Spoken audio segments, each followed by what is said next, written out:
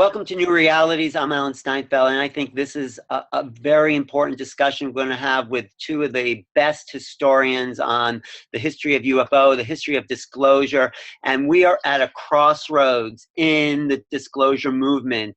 The New York Times, May 10th, New York Times article about Hillary Clinton opening the files has changed the way the media looks at this. It's changed the paradigm, and Grant has been following presidents and the UFOs for a long time. He's going to give us a little background, especially the Clintons, and Richard Dolan has written volumes on UFOs and the national security state, so he's very qualified to give us the background. So let's go into, the current shift in the media, because that's really the first part of this interview.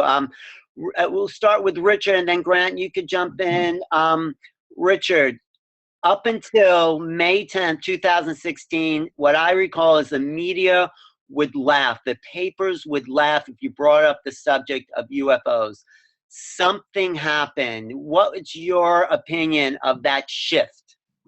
I'm not inclined to overstate the importance of this New York Times piece. I read it, and I think the important thing about it is secondarily that it doesn't criticize the UFO topic. It's true. Everything else the New York Times has ever done, I think, has really come down against the reality of UFOs. But the important thing about it actually is that it was a real puff piece toward Hillary Clinton and UFOs. That's how I read it. The New York Times has taken a very clear position with the presidential election, which is they're absolutely opposed to Donald Trump. They're absolutely opposed to Bernie Sanders. All you have to do is read some of the editorials by nefarious, evil people like Paul Krugman, and you can see where they're coming from. But they want Hillary Clinton because the New York Times, as the establishment, along with the Washington Post and a few others, wants the establishment candidate. That's Hillary Clinton. So I think my take on this is that they realize this UFO issue is not going away. I think they would like nothing more than for this to go away, but it isn't going away. So what I read into this article is that they're actually positioning Hillary and positioning the UFO subject in such a way as to do minimal amount of damage to her politically. It's like this is a damage control piece. That's actually how I think I see it. This is not an attempt at disclosure. If you read the details of that article, and I'm just going off of memory, but they don't really give any reason to think that they have credence in the reality of UFOs in that piece. You know, there's no, now a much different piece is the interview that Leslie Kane did with the ex-DOD gentleman. His name escapes me at the moment, but Mellon. Christopher Mellon. Yeah, thank you, Mellon. But the New York Times piece, I'll just finish my thought here and let Grant jump in. I think that piece is most noteworthy because it is true, Alan, what you were saying before. We're dealing with a kind of shift. It's a cultural shift, let's call it. All right, this is not the 1990s. It's not the 1980s. We've gone through enough of cultural transformation, connectivity, that this topic, it's very difficult to keep it under the surface forever. And it's come out. People like Stephen Bassett, people like Greg Cameron have done the work to get this issue of Hillary particularly out in with UFOs and the Lawrence Rockefeller connection. All of that's out there now. And it's a huge issue because this woman's now running for president. So I see the New York Times piece as damage control. Okay, before I get to Grant, I just want to add that for me, that even though it was a kind of pro-Hillary piece, it legitimized something that wasn't sanctioned before. What do you have to say? Wasn't laughing at UFOs, it's true. Yeah, right. Okay, Grant, I know this is like, there's no one on top of this more than you, Grant. Yeah, I've worked on the presidents for 30 years, and I know how toxic an issue the UFO thing is. And I always bring up, when I lecture, I bring up the example of Kucinich, who Shirley MacLaine outed that he had her place, he had seen a UFO, he had a voice in his head, and he gets asked in this 2007 Democratic debate about the fact, did you see a UFO? And his campaign just goes right down the tubes. Right. And so that's what's changed. Is this is no longer, as I see it, toxic issue. It's not just the New York Times that did pieces. We have the Chicago Tribune. We have the Washington Post did a couple. They interviewed me a couple of times. One person described it the best. They said it's raining articles. I mean, it's like unbelievable. It's just like everybody was doing a piece, and none of the pieces were really like hit pieces on UFOs. And you're going to show the CNN, which is one of the more dramatic things, where John Podesta, who's Hillary Clinton's campaign manager, who was chief of staff for Bill Clinton, talks, and you can see this, what's his name, Tapper, where you can hear in his voice, it's like, wow, is this for real? Because what you have is this high-level guy who will be Hillary Clinton's chief of staff if she gets in, talking about this very straight, and then he stonewalls the question as to whether this is real. Basically says there's, you know, stuff that can be declassified.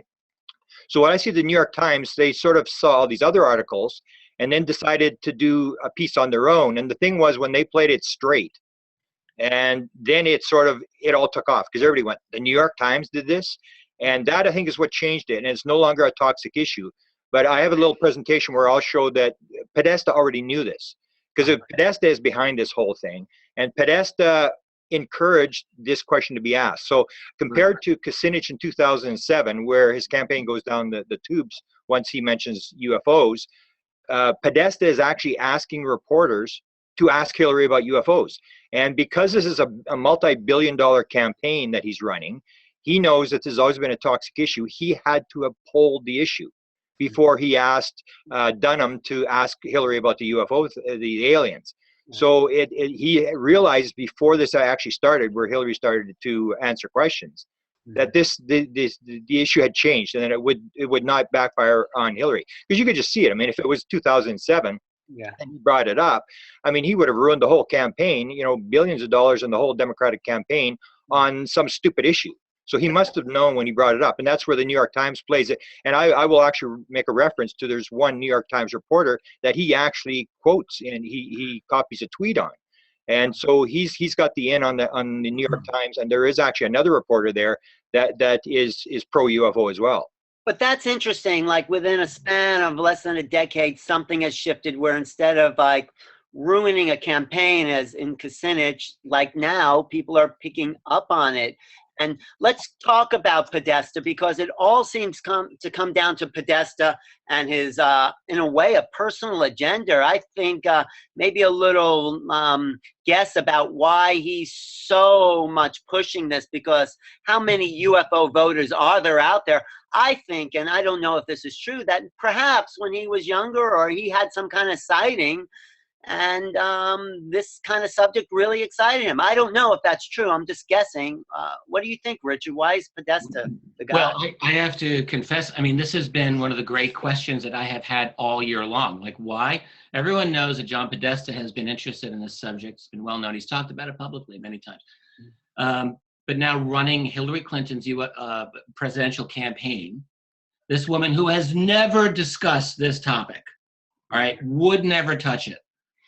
And Podesta is pushing it, and you know, so I do believe part of it. I'm very cynical, all right, when it comes to Podesta and Hillary Clinton. So let me just put that out there. I mean, looking at this politically, looking at this as a geopolitical analyst, looking at the history of the Clintons and the Bushes and their relationship to each other, which is very close actually, and a lot of the other horrible things and lies and war crimes that Hillary Clinton has committed. In my view, the destruction of the nation of Libya goes right at or near the top of that list. I don't consider her to be a woman of honor or integrity. Having said that, and I also consider she's in the inside establishment as much as any candidate can possibly be. She's been in the establishment. So knowing, in my own view, the UFO, the idea of disclosure is absolutely, utterly radical and revolutionary. There's no easy way to do this. There's no easy way to be like a little bit pregnant. There's no easy way to do a little bit of disclosure. So I've asked myself, well, what is this actually happening? Why would Podesta, can he be so naive as to think that he can push this disclosure issue and not have it backfire in some way or another? And I have been surprised so far. I'm going to fully admit that there has been no political backlash by other candidates against the whole Hillary UFO thing. Not a peep. Yeah. Not from Bernie Sanders, not from Donald Trump, not from any of the Republicans. Like, really, wow. So what I think has happened is this. I think that that they realize there has been a public shift in cultural attitudes about this topic. And I do think that part of it is that Hillary and Podesta are looking for the UFO vote. I think they have come to realize that that vote is potentially larger than the liabilities that may come after them if people want to attack them on UFOs. I think they may have come to the realization that, in a sense, the emperor is wearing no clothes. That is, the country actually is cool with UFOs on a political basis. Now, what I don't think that they've done is really think through the implications of when this all comes out. But this is why I think when Hillary was on Jimmy Kimmel a couple of months ago, he's asking her about UFOs. And as we all know now, she corrected his terminology and said, no, it's UAP, unexplained aerial phenomena, which has been around since around 1980, is a much less value-laden term than we think of UFO, we think of the little green men, we think of aliens and the grays and abductions, and all the goofy pop cliches that have come into the mix. We don't think that with UAP. And what I wonder, and I'm only guessing here, is that because everything on the Kimmel Show is highly scripted. Nothing is by chance. This is not just a free and easy conversation, obviously. So this was a decision that they made. And I think this is an attempt to begin the process of rebranding the UFO phenomenon into something that they are maybe hoping they can redirect, so that if they start talking about UAP, like if the president were to say, oh, well, UFOs apparently are real, people would be like, oh my God, But if he or she were to say, we have a phenomenon we are dealing with, UAP, we don't know what they are. I'm wondering if they're hoping that they could then spin it and control the narrative in such a way so that they don't lose control of it. Okay, I'll get Grant's opinion on Podesta, and then I'll show the Podesta CNN. But I just want to read a comment, and I really am happy. People from all over the world are tuning in here.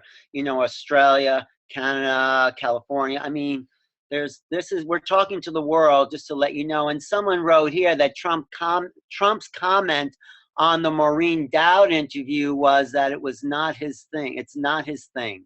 That was his comment. Oh, on UFOs. Yes, that's what I said. So, Grant, I think Podesta has some personal agenda. I don't think it's for votes. How many UFO people are really going to vote for Hillary? Well, let's stop. There's the comment right above that, I think, has been possibly very perceptive. He says it's not for votes. She's under pressure and needs to inoculate herself. It has nothing to do with votes. And that's a possibility. I think that's part of this idea that I was talking about, rebranding. It's possible they're trying to steer this in a safer direction. Yeah. What do you think the Podesta, he's really, he's the one in control. It's all pivots around Podesta. What do you think, Grant? Yeah, Podesta has been described as he's got the first and last word on everything in the Hillary Clinton campaign. He may have had a sighting. I don't know what his interest is, but he is, the key thing to Podesta is, I'll just show the article, the speech. He makes the speech at Princeton University. He's what's known as a Madison man. James Madison and open government. And that's his key thing. He wants open government. He doesn't believe that the vote means anything. If you don't know what your government's doing, your vote is useless. You have to know what's going on in the government in order to vote. So he's into open government.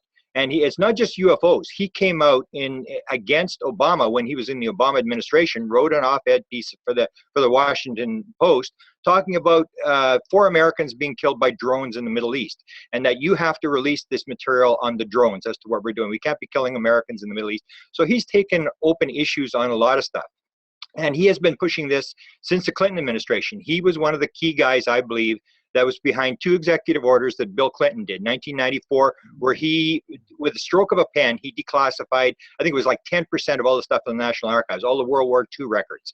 And Podesta, I'm sure, was behind that, and as well as the 1995 executive order that Bill Clinton did, where he said anything over 25 years, unless it's got a good reason, has to be declassified. Over 1 billion pages was declassified by that executive order.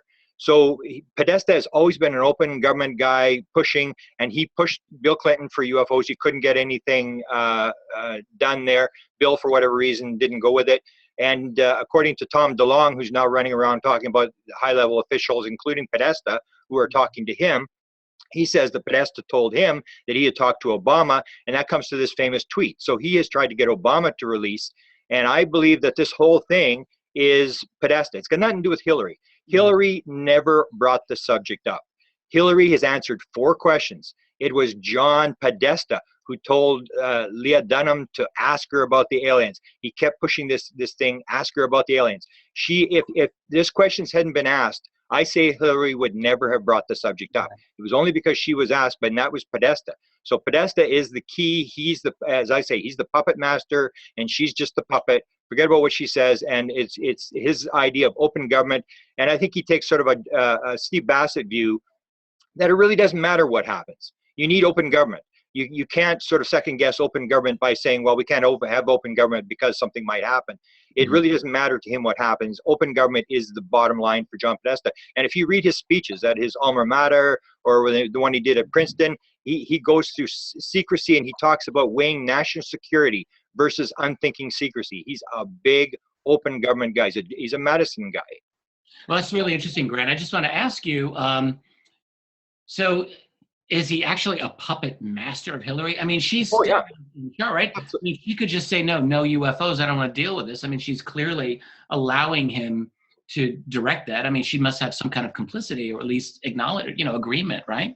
Well, what she has said is that in her first comment is, I promised John I would do this. And so I call it the Podesta box. I say that Podesta has wanted disclosure for so long, and that he has built this box, and she's going to pay the price, because he couldn't get Bill to do it. He couldn't get Obama to do it, and he gets her to promise, because she owes him for getting Bill out of the Monica Lewinsky mess and all the stuff he's done for the Clintons over the years. He's been a loyal Clinton person, and so she said, I promised John. And you see the way she is answering the questions. When people ask her, she just said, I don't think people are making up stuff, and I want open government. Well, that's a John Podesta line. We just want to prove that we're open government. So she's not saying I believe in it. She even says, I really don't know. She does make the famous statement, though. She makes the famous statement. She's the first high-level politician to make the statement, they may already be here, which I fell over when she said that, because nobody said that. Like Bill will talk about, there's ETs in outer space and on far planets, whatever. But it's a different thing to talk about they're here. Everybody can say, yeah, I believe there's life in outer space, but she's the first to actually say they may actually be here. Well, don't you think she's leaking something? I mean, she knows something when she's not coming out and saying they are here, but I think she knows that, hey, they might, there's evidence that, I mean, she's almost says it, but not quite. But yeah, she has to watch the classified aspect of the thing, where she can't say something that she knows. She's already in enough trouble with her email stuff about leaking, sensitive, compartmentalized information, which, is a class 1 felony. She should go to jail for life. So she knows the class. She's had a clearance. She knows how the game is played. So she's walking around the issues of what she really knows. Because, we go through the Rockefeller Initiative stuff. She played the key role between Rockefeller and the science advisor, that was all going through her, and she was going to the president. Like, Rockefeller never got to the president. It was Hillary running this interference, and everything was going through the First Lady's office. She was the key person in the Rockefeller Initiative.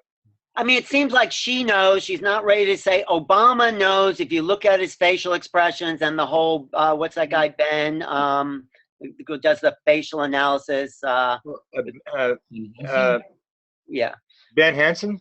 Ben Hansen, looking at the analysis of Obama's breathing when he mentions it on Jimmy Kimmel, his breathing increases.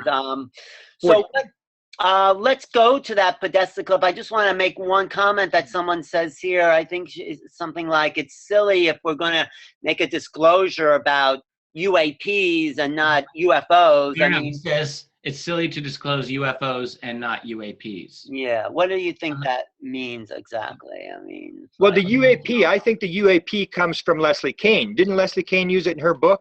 But it was also in the English report, the Condon. Yeah. And so John Podesta writes the forward. To Hillary.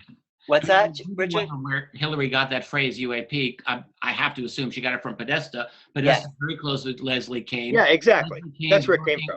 Off of the phrase was created by Richard Haynes, the NARCAP group, back I think in 1980. But Leslie is of this school of thought, basically the John Alexander School and the Christopher Mellon School now, which is that there is a phenomenon, but we don't really know what it is, and we don't know that there's a cover-up, which I think is kind of lame, actually, not really credible. Yeah, and if we change the name of and change it from UFO to everything else, all the scientists will say, oh, it's not UFO, it's all studied. Exactly. I really believe, I start to think this is why they're rebranding it, because I think that they're seeing this disclosure is not necessarily going to go away, that this is a topic that is continually bubbling and seething under the surface. And I think they're trying to find a way to kind of steer it in a different direction. I don't think that they'll succeed. I don't think you can. I do have to say, though, rebranding UFOs to UAPs, we have a box for UFOs, weird, alien. We call it UAPs. People don't have the same box to put that into. You know, there's a little shift again in consciousness with a UAP. And it's the same thing, but there's still people who have had what they believe are abduction experiences. There's still people who have had close encounters with whatever you want to call them. There's still the rumors of underground bases. There's still the, leaks about collaboration and reverse engineering. All of that's there. So if you acknowledge that this UAP phenomenon is real, how much time do they think they'll actually give themselves, by delaying the inevitable questions? I mean, if they acknowledge that this is real. Well, the questions are just beginning, like at those press conferences. Are you going to tell us the real thing to the press secretary? Maybe we'll show that. But why don't I, now that we've talked about, let me see if I can pull the Podesta thing up, because that sets the groundwork. And then, Grant, you can go into the whole Clinton research you've done, okay, after this? Okay. So let me see if I can find the Podesta. Okay, do I go to share screen? Okay, here, let me see if I can pull this up. Some interesting questions in the comments in the chat room, by the way. I'm just reading. Yeah, do you see anything you'd like to say before we go to this? Well, I can't see it now because I'm looking at your screen. Okay, let's go to that after. This is, are you seeing the thing pretty well? Okay, let's go to the Podesta comment. When it comes to Area 51 and okay, hey, Grant, do you want to just set this up a little bit and tell us what the background to this clip is? Well, he's just doing an interview with Podesta about Hillary talking about this kind of stuff. I would just say people listen very carefully at the end when it sounds like Jake Tapper actually gets the idea that this thing's for real. And he starts asking him questions like, well, what do you believe? I mean, you telling us this is for real? And then watch Podesta, who is the most powerful Democrat in the country, stonewall the question. Right. And okay. It just amazed me when I saw it. And the reporter, who is the reporter? What's Jake Tapper. And what's his background? Is he interested in this stuff or no? I'm not sure. Obama went after him in this this joke thing, where he tells the jokes of this thing. So he's a fairly major guy at CNN. Okay. And, I'm not sure if he's interested or whatever, but I think he's just doing the interview, and then he suddenly gets the idea in the interview that this thing may be for real, and that's this sort of the switch, almost like with the New York Times, where suddenly, as I say, the media, the top level media, has suddenly got the idea maybe we've been had, and they're now starting to, the attitudes changed, and they're starting to ask serious questions instead of just going along with the joke. Okay, great. Okay, here we go. The U.S. government knows of aliens should Secretary Clinton be elected president? Well, what I've talked to the Secretary about, and what she said now in public, is that if she's elected president and she gets into office, she'll ask for as many records as the United States federal government has to be declassified. And I think that's a commitment that she intends to keep and that I intend to hold her to. Have you seen any of these documents? You were White House Chief of Staff years ago. President Clinton asked for some information about some of these things, and in particular, some information about what was going on at Area 51. But I think that the U.S. government could do a much better job in answering the legitimate questions that people have about what's going on with unidentified aerial phenomena, and they should, the American people can handle the truth, so they should just do a thorough search. What is the truth? And open it up. Is there evidence of alien life? That's for the public to judge once they've seen all the evidence that the U.S. government has. What do you think personally? What do I think? I think there's a lot of planets out there. Yes, and that, okay, that a lot of so he's basically saying yes. I mean, when he says there's a lot of planets, you think there's alien life, I think he's actually saying, well, he's not coming out and saying, but he's what you're saying, like stonewalling, but he's also acknowledging something on a, indirectly. Yeah, and that's what happens with Obama. If you watch Obama as well, Obama doesn't really lie about it. He tries to walk around it, but he's basically giving clues that this thing's for real as well. Whereas Bill Clinton, whenever he's asked about it, if you say the Ben Hansen review, where he says, well, I really didn't know what was going on, I tried to get it, and then they do the analysis, I mean, it looks like he's lying. He's absolutely lying. When he talked about, when I think it was on Kimmel, where he said, we looked into this and we got all the information on Roswell. That's a bald-faced lie, because the Congressional Government Accounting Office, which was Congress's investigative body in Roswell, looking into the Roswell case, stated that they were shut down by the Air Force. The records were gone. They were missing. They should not have been missing. So Bill Clinton knew that, and he just decided to say what he decided to say. Yeah, but it's interesting. They're going on Kimmel, and they're being told to ask, Kimmel's being told to ask that question, and then this is what someone says in the chat, and then they're denying it publicly. There, two different things are going on. It's sort of denying what publicly? Dissonance thing. Like, ask me about it, and I'm not going to talk about it. They're planting seeds, and it's like they did almost like a limited hangout. Maybe Grant could comment too. This idea, you're just taking this little bit of information, you're tossing it out there, but then you run away from it a little bit, so that you don't claim ownership of it, but you're moving things along in the direction you want them to go. So the constant denial will eventually lead to an affirmation. Is that it? Well, I don't really know that they're trying to do a disclosure. I'm not of the opinion that the Hillary Clinton presidency would be a disclosure presidency. I think it's as close as we've gotten so far, really. I don't know about that. I'm not really sure that that's the closest we've gotten. Well, you might argue that the Jimmy Carter presidency might have gotten closer until they stopped dead in their tracks in 1977. But in the Hillary Clinton case, I'm not seeing a real motivation for them to move forward on this, other than as a form of damage control. Well, let's get Grant to do it. Grant, are you ready to do? Yeah. You think this is a good time for this? Well, some of it you've done, but I'll just go through maybe some slides and just sort of give you a little bit of background. Say maybe some of the clips people haven't seen from this. So let's. Okay, so we're going to screen share with Grant here, and let me see. I got some questions as well. I'm seeing people that I know in the chat room. Grant, hang on one second. I'm going to make you the co-host here so you can share your screen. Okay. Okay, there are some questions. I'm saying hi to Charlotte. I saw her name there. I want to say hi to Peggy. I see her name there. It's good to say hello. I mean, because this is I mean, I want people to be definitely part of. I know we've been kind of taking over the conversation, but I'll try to get to the questions also, because these are very intelligent questions. So, okay, Grant, what do you got? Why the setup denial shows on Bill Clinton? Why did they do that? Okay, so as I said, like, it's raining articles. I mean, when I saw this in my local paper, I live in a big city, but I live sort of at the end of the world. It's the coldest major city in the world. Nobody ever comes here. Nobody wants to come here. And when I saw this in it was done out of Toronto, the guy that interviewed me, I didn't think they were ever going to do anything with the piece. And he actually runs with the piece, and it's kind of a straight piece that basically goes through Hillary's stories. So the Hillary story has been all over the world.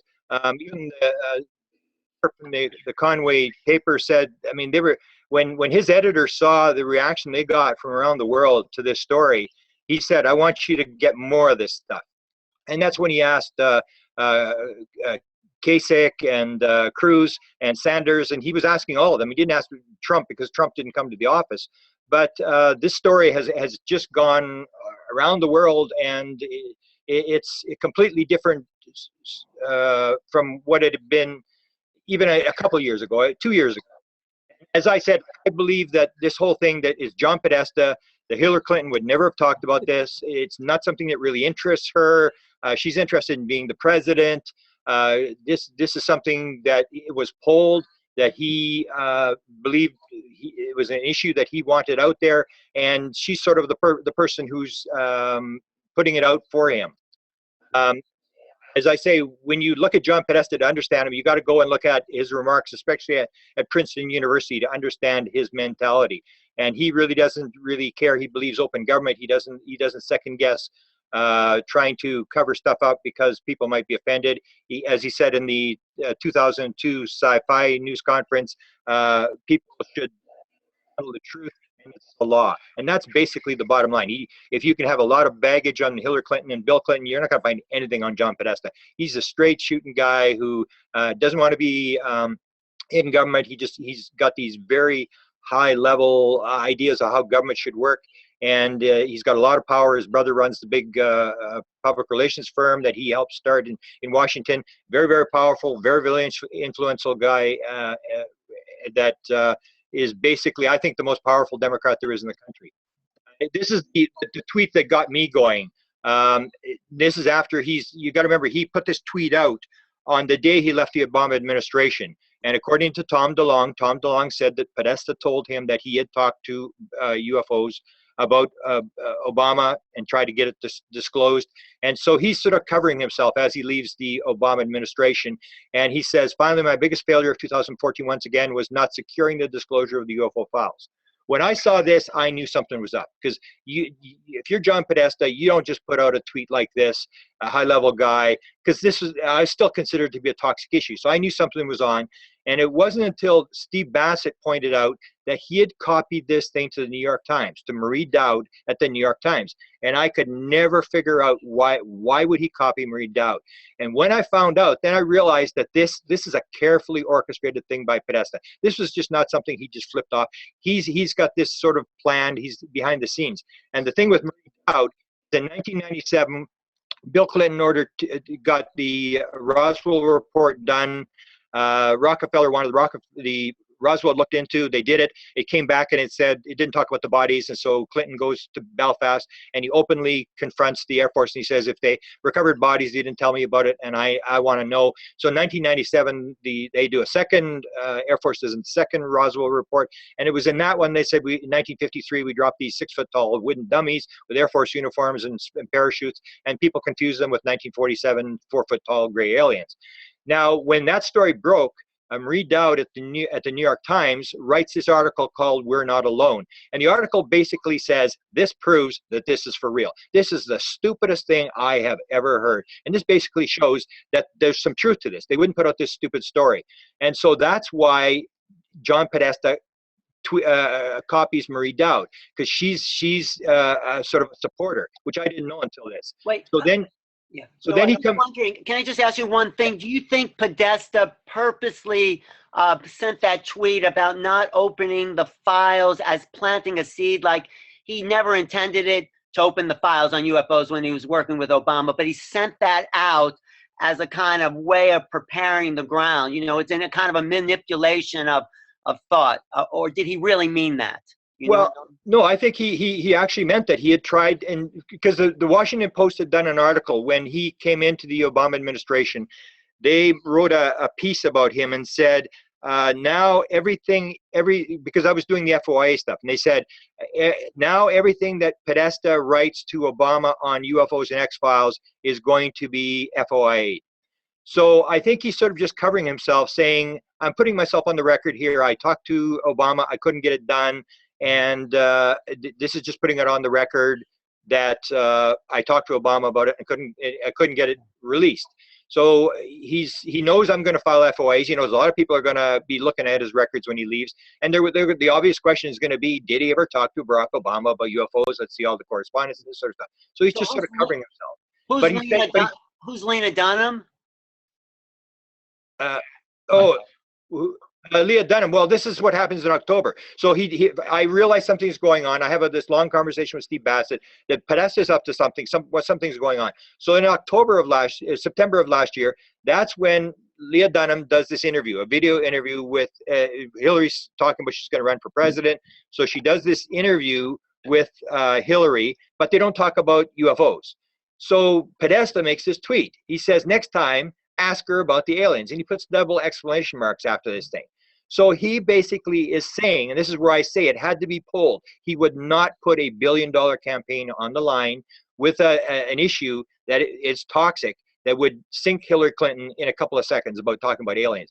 So he must have had this thing pulled. When I saw this, then I really believed that John was really up to something. So he's encouraging reporters to ask Hillary about the aliens, which would seem like totally at odds with what we've always known about UFOs being something, if you're a politician, you just don't want to touch this. Wait, Richard, So- you have a comment? Richard, did you I'm have? just wondering, like, I want to hear Grant's opinion as to why Podesta thinks it's different now, because clearly he does. I mean, is it simply a personal crusade? And he just forgets his own political judgment? He can't possibly forget that. So he has to have reason to think that she's kind of got a Teflon coating here. Well, no, but because he's the campaign chairman, they pull everything. So you put your finger up and you find out which way the wind is blowing. What are the people interested in, and then you show that you're the Messiah. And we're going to give you. Okay, so that answered. So in other words, you're suggesting that he has decided that the public is supportive enough of this that it's worth going into. And he must have had a group, like they put these groups in a room and they throw these ideas at him and they see how they react to these different ideas. And then they decide, we're going to bring this up on the campaign or we're not going to bring it up on the campaign. Well, So I don't want to jump the gun here on you, but I want to ask what you think. So is this simply a vote-getting mechanism? Is it something just that's political capital for her? Or do they have any intention of actually following through on this promise? Campaign promises are meant to be broken. They're broken all the time. So but the situation now, there's no way that Hillary could ever walk out of this. She has to do something. That's why I say it's the Podesta box. She's in a box because the New York Times, Washington Post, all these people who have done articles are not going to go away. They're going to be asking as soon as she comes in, what about this promise about the UFOs? So she's in a box, and if she says, for example, she comes out and says, okay, I can't release it because of national security, it's over. I mean, she's in a tighter box than the Podesta box. She's in the UFO box, and if she starts talking about this is an out of control situation. In my opinion, like this is a no-win for them. This is why I don't understand why they're going down this road. Well, but he's told that Podesta is an X-Files fan, and I think there is some kind of he's using his personal agenda. But if that's the case, then he's allowing his own personal passion to impede his political judgment. But is it impeding it? Okay, go ahead, Grant. Sorry. But if he hadn't pulled it, he had to have pulled the issue. He had to know that this was not a toxic issue. This is his thing. And when he pulled it, he realized this was a positive issue. You can bring it up, and it's not going to kill Hillary. It's not going to kill Hillary's campaign, and that has proved to be true. You have not had the backlash, which I thought would happen. It's not killing the campaign. It's just going to be very difficult from a national security point of view if she starts to move on this. Well, maybe it's it's a whole black budget community that has gone around, around any kind of legal. I mean, if the UFO phenomenon is, I think, partly responsible for the creation of our black budget culture.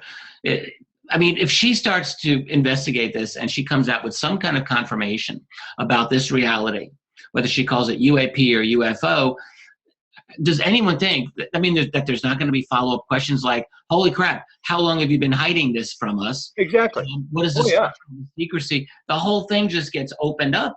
And that's going to be a messy, dirty, filthy, illegal mess. Okay, but then we go back to the argument that we're going to have a closed government because the people might be offended by the answer.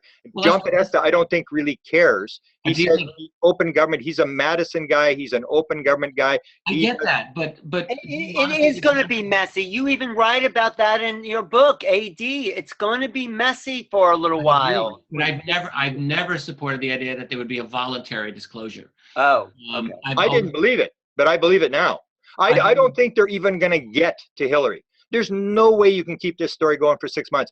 But Obama is now on the spot. And that may be what Podesta was setting up, was to put Obama, because if you, we'll play the news clip of the press secretary. He says, ask Obama. It'll be interesting. So he's now saying to the reporters, ask Obama about this. Bassett's position, and I was talking with him about this, he believes Obama is still going to be the disclosure president. I never would have believed it, but I believe it now. He's in a real difficult position. He's going to be facing not just reporters' questions, but reporters. If you look at these reporters in the last couple of days, who are saying you're not going to get away with this. They're asking serious questions. They now have realized they've been had, and they're asking hard, serious questions. And you may have the New York Times and the Washington Post now getting 5 or 6 reporters and actually doing background investigations on this whole thing when they suddenly realize they've been had.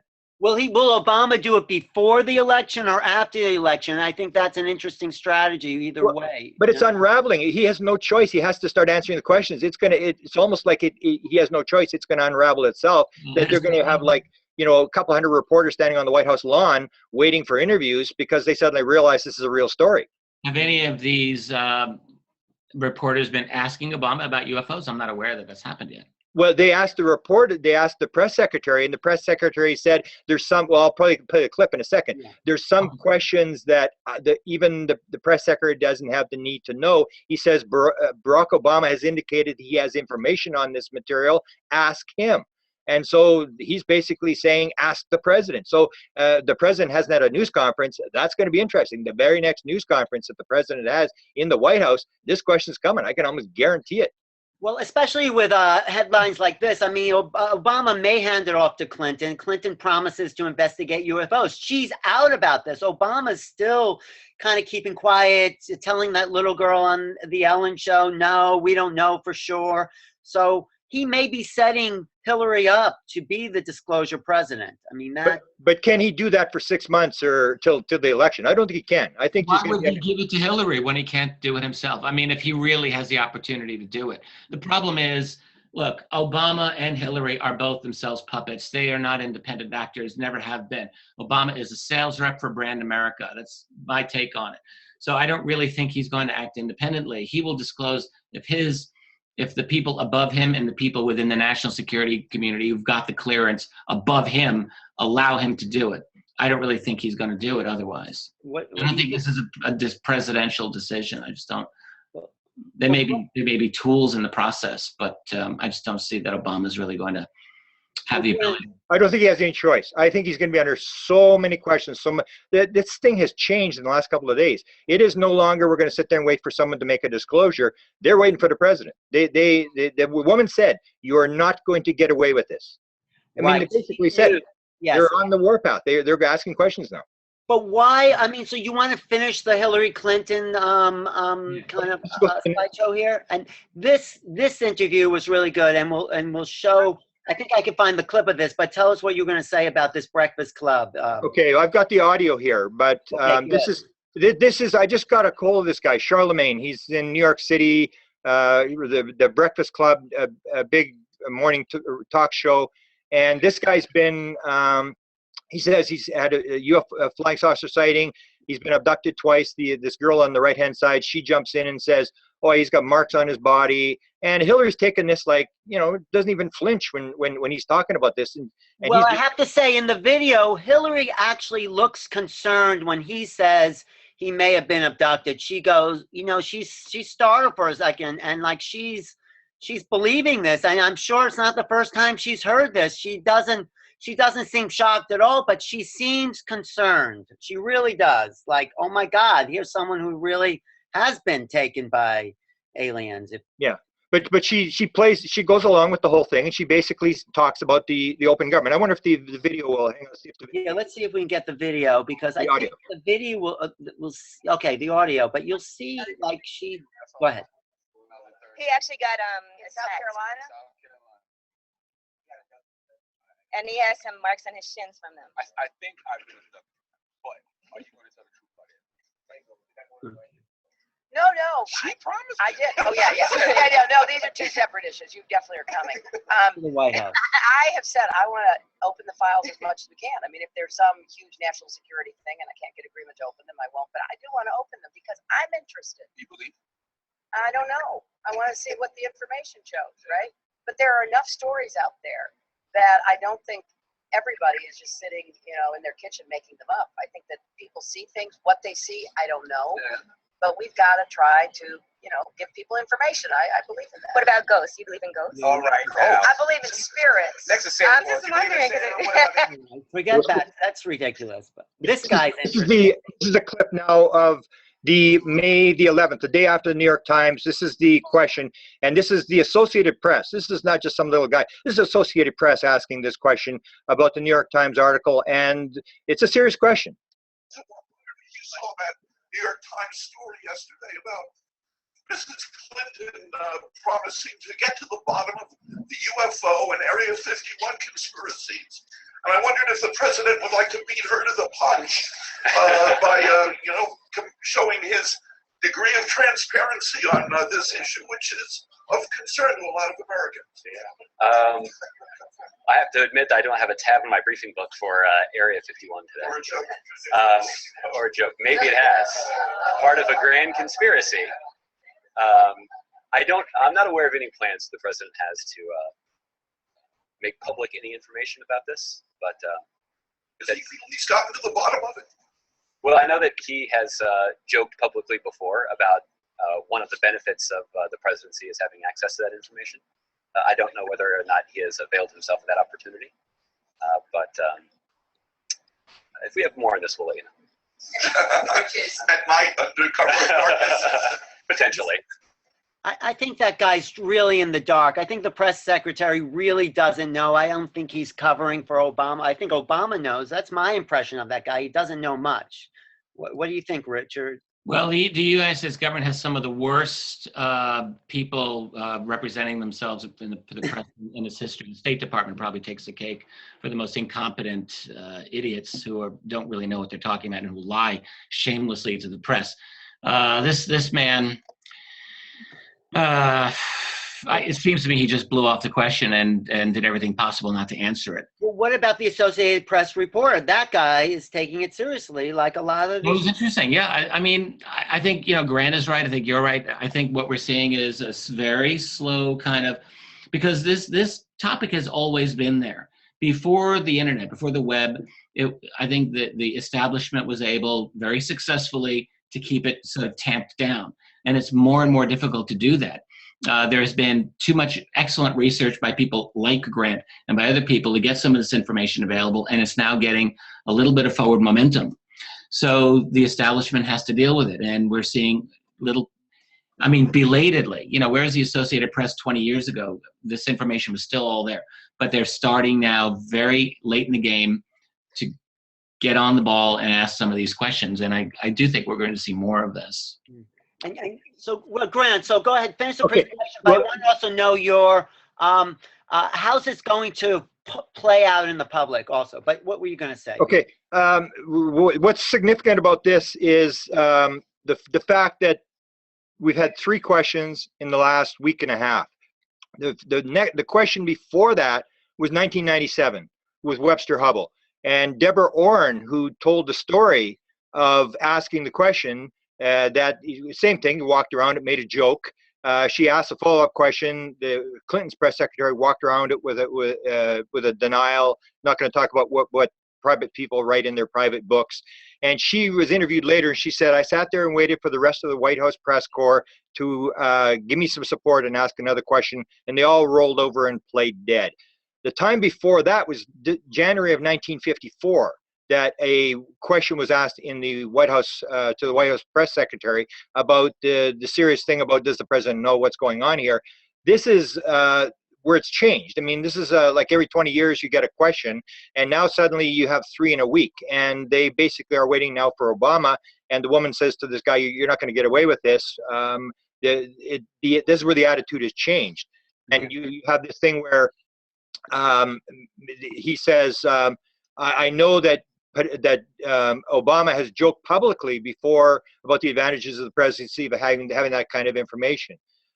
So he basically has confirmed that Barack Obama knows what's going on in Area 51, and that's when he in the next question thing on the 16th, you'll see he says, "I can't answer the question. I don't have the clearance. ask Obama. It should be interesting, which just blew me away that the press secretary is actually turning it on the president to say, now you ask the president. So the president is going to face this question. You mean the guy that's supposed to answer the questions for the president is saying, I can't answer that question, ask the and he says, I don't have the clearance. It's kind of funny. And so this is a question on the 16th. It's kind of interesting because Obama does this interview with GQ magazine, and he's asked about the same question that he gets asked all the time about, you know, is there a book of secrets, you know, the JFK assassination and the UFO stuff. And Obama answers the question, I've got to tell you, it's a little disappointing. People always ask me about Roswell and the aliens and UFOs, and it turns out the stuff going on at that top secret level isn't as exciting as you'd expect.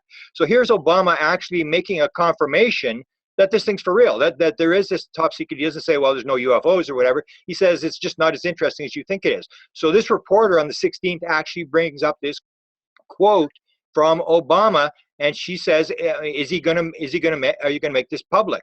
And then again, he sort of walks around it and he says, you have the opportunity to ask Obama that question. It should be interesting. So he turns it back to Obama.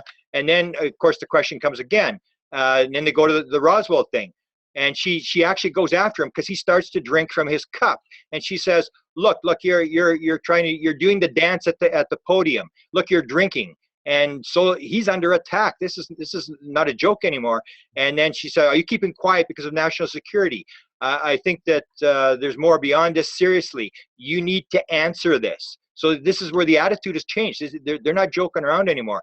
And then he says, there's some, the press secretary says, there are some questions that even the White House press secretary doesn't have the answers to, and this is one of them. And then she says, you're not going to get off easy like that. And he says, okay, just keep trying. So you have this adversarial situation where I say the most important thing is the major media suddenly realizes they've been had, that there may be a story here. And I can't see any major paper not deciding to put a couple of reporters to see if they can actually get the story.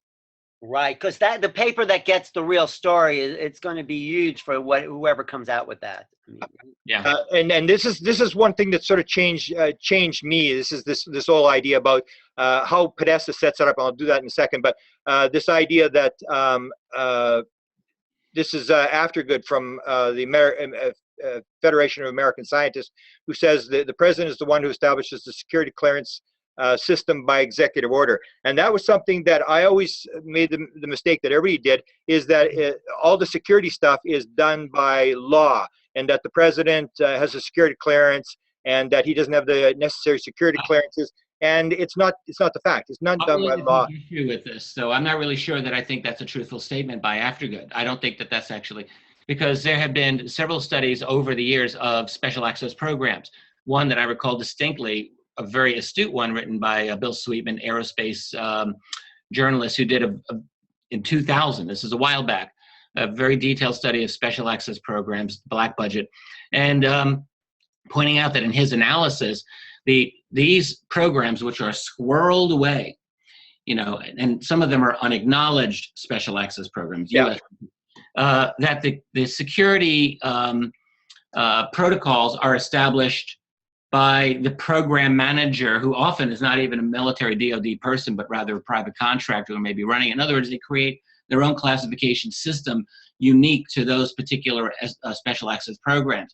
And when I read I didn't read the book, but I read the 3-part article by Dana Priest and Bill Arkin called Top Secret America a few years ago, that they gave the same basic breakdown, the same idea, which is that this is a system dominated by private contractors, removed from formal government authority, at least in certain cases. So I don't really, I mean, Aftergood may be talking technically, legally true here, but I think in practice, I'm not really convinced that that's a true statement.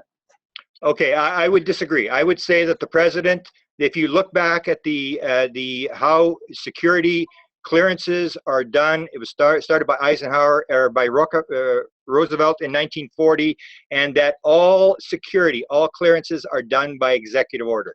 The president is running the show, and I say that is what they're trying to cover up, the fact that the president is running. Now, you may say, I can say, the CIA guy doesn't know, the Secretary of Defense doesn't know, the vice president, Truman, didn't know about the bomb. But when you say that the president doesn't know, then you have a situation where everybody goes along with a situation that's totally unconstitutional and illegal.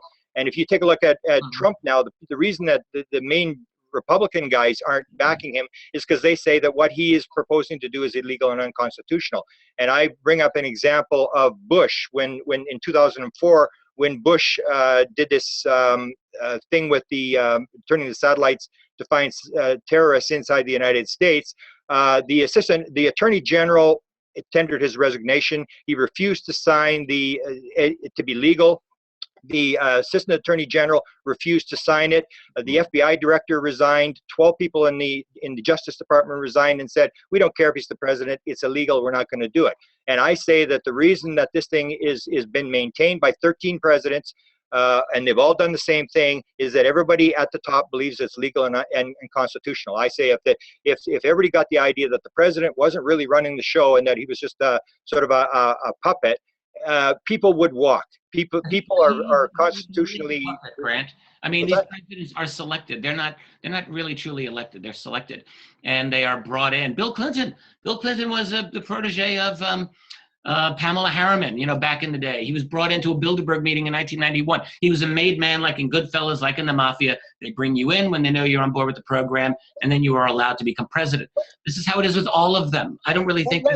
But if I think we have two different political opinions. One that the politicians are manipulating, they're controlled by Richard and Grant is, saying, well, maybe they are brought into it, and that they know. I think if we get back to the UFO, I think as this thing plays out, I think we are going to see which is the real truth here. I think this is going to come out in the wash. That's what I think. I mean, so okay. So Podesta is basically, this is what Podesta says to the Las Vegas. He says we need an effort to go and look at it, declassify as much of it as we can, so that people can have their legitimate. He's not talking. He says, well, Hillary's got to go and talk to the evil cabal and get permission to do this. He just says she has to sit down and she has to take a look at the material. He said it a number of times in his interviews. She has to look at the material and she has to evaluate what is national security.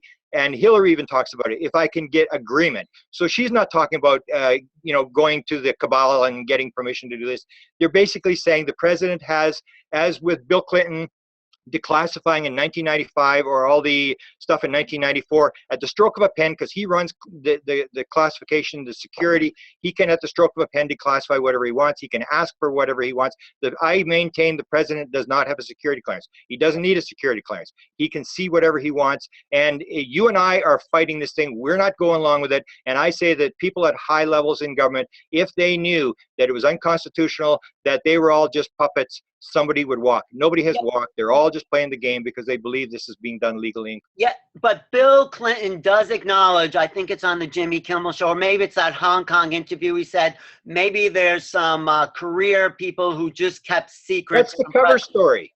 That's the cover story. He's lying. When you do the analysis of Bill Clinton, he's lying. When you look at Obama. And what is Obama? When they asked Obama, they said, Clinton said it wasn't real. What do you say? And that is when he knew. And they asked him before. They said, they're going to watch all your reactions, how many of your gestures and stuff. And Obama knows that Ben Hanson's going to do the analysis. When he's asked that question, Bill Clinton denies that he could get the information. What about it? What did you do? He's breathing at 42 times a minute. Right. He's hyperventilating when that question is asked, and he says, I can't reveal anything. The same as in 2012, he's at Rodwell, and he says, we'll keep our secrets here. He makes the Rodwell joke, and then he says, we'll keep our secrets. If Obama knows, they all know. And so you see these indications that it's a cover story. Because you can say, okay, it's the Wizard of Oz, it's a cabal, it's David Rockefeller and a couple of his buddies running the thing. You can't interview those people. But if it becomes known, and that's what's changed in the media, when the media realizes the president has been briefed on this subject and he knows what's going on, everybody knows where the president is. You can't interview the Wizard of Oz. And that's why when you take a look at, for example, in the Clinton administration, Clinton says he didn't know what was going on. But when Rockefeller does the briefing at the ranch, Marie Galbraith says 100% for sure Bill Clinton did not go to the briefing. Only Hillary was there. So why would he not go downstairs to the briefing and listen to Lawrence Rockefeller? Because what's his name? CIA, the CIA guy said, help me, the weird Green? desk guy. Who? Yeah, Kit Green. No, after Kit Green. Oh, Ron Pandolfi. Okay, Ron Pandolfi. There's a story that's told, and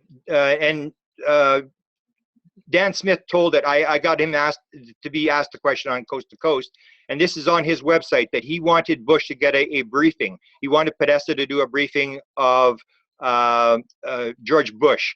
And Podesta told Dan Smith, he said, forget about it. The presidents can't be players. We tell them what they need to know and hope we don't have to put them down. And the question was, well, did he get, for this threat to the president, did he get arrested? Did he get reprimanded? No, because it's the cover story. Everybody has the cover story. We whacked Kennedy and make this cabal thing that there's this secret government that nobody can really interview. And the key thing to me is when you pull back the curtain, the president is running the cover up. And now the media has suddenly realized that Obama has been briefed. He's got some sort of clearance, and now they're going to ask him what's the truth. That's what's changed here. Is before everybody thought it was a big joke. There's nothing in the government. There's nothing to it. And now suddenly they've realized maybe this is true. If guys like Podesta are saying this is for real and Hillary's talking about it, maybe the government does know, and we're going to find out, and we're going to ask the president about this. That's what's changed to me. What do you think, Richard? Well, I'm just reading a comment that Chris Wolford wrote in the message group, which is exactly true, which I was thinking of. He writes, Richard has met with a high-level guy for the CIA who said that some presidents are in the know and some are not told a thing. This is true. And I mean, but why would he tell you that? I'll talk to you privately who this was. Grant knows who this person is. Well, why would he tell you that? That's a question about whistleblowers.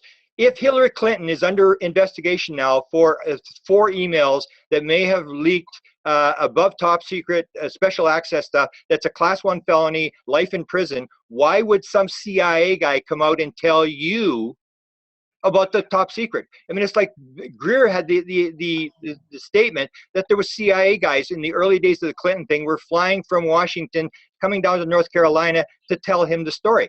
They're going to jail. This is a good question. This is someone that you know as well. So this is an individual who's fairly well known, and I just don't want to give up his name at the moment. Okay. And it's not that he volunteered this information to me. I had long conversations. I think that the vast majority of these people are. They're all, to me, they're all controlled. It's like the Chase Brandon thing. Chase Brandon said. Okay.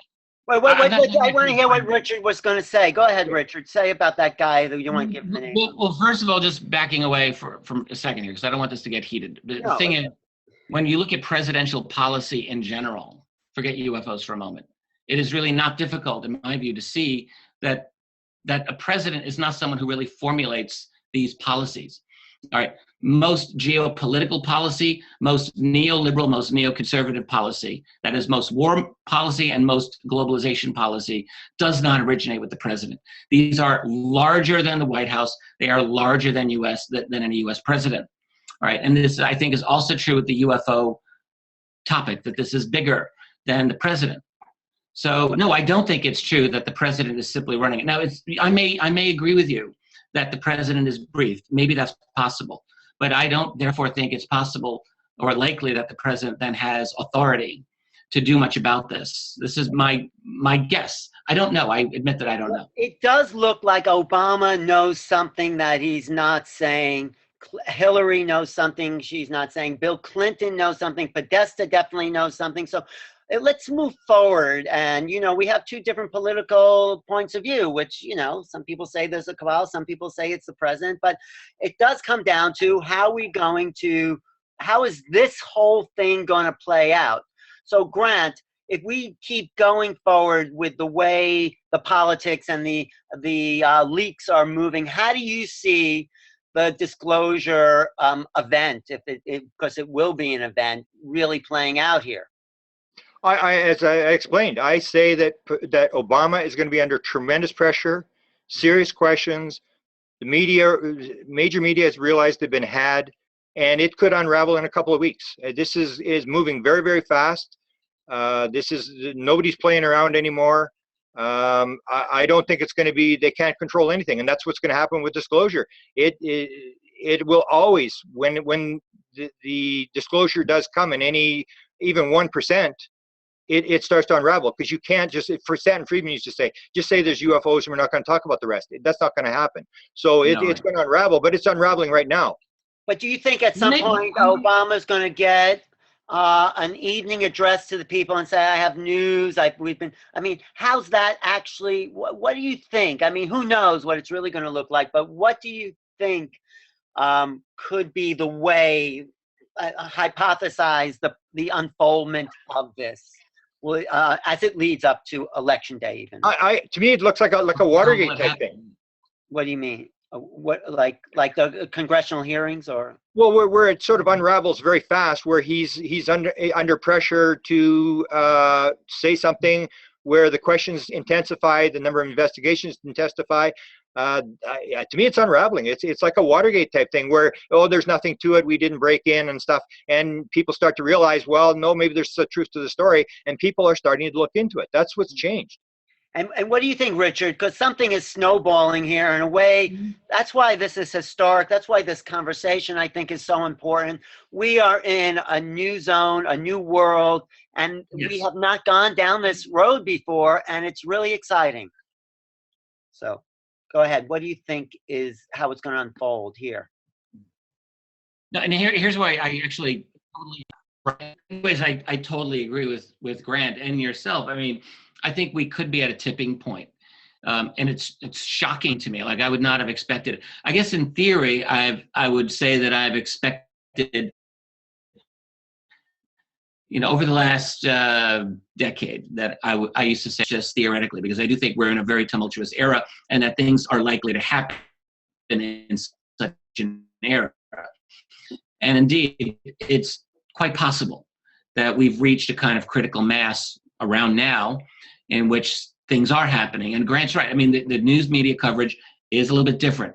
Now, I think they're in a mode of spin control.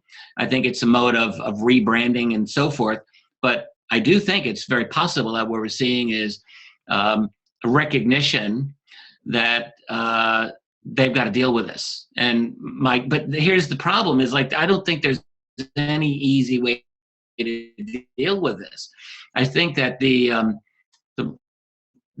legal repercussions, the political repercussions, the societal repercussions are not going to be easy to contain. And I'm still kind of inching toward this, because I don't even think that they know exactly what they're getting into. They should read my book. That'll give them an idea. But there's really I think they're just kind of traipsing along into this. Okay. Well, I agree. Oh, go ahead, Grant. I agree with Richard. I mean, I wrote the article, it was used to call the 64 reasons they've decided not to tell you the truth. But you start looking at it, I mean, Richard's right. I mean, this could get ugly when it starts to unfold, because politicians don't want to do anything unless they're 100% sure that it's going to work. And that's, I think, one of the main reasons why they've never gone down this road, is because they really don't know if the stock market's going to melt down, if you're going to get 10,000 lawsuits from cattle mutilation people, and I say within the first 5 minutes, somebody's going to ask the question, Mr. President, you're constitutionally responsible for the protection of the American people. It's been estimated that millions of people have been abducted by these evil aliens. What are you doing? I mean, it could get somewhat ugly. And that's where I say Podesta, I don't think really cares. He's on this thing about open government. And it's sort of it's almost like the horse is out of the barn now, and it's going to unravel the way it's going to unravel, and whatever happens. Richard, there's a question here about that source, and I think you went over that. You had some source from the CIA that told you some inside information. You don't have to name the source, of course. Well, like some presidents have known more than others. I'm going to talk to you and Grant after we're done. I'll give this in confidence to them. I think Grant might have a suspicion who it is already. And I may come out with it one day. I don't know.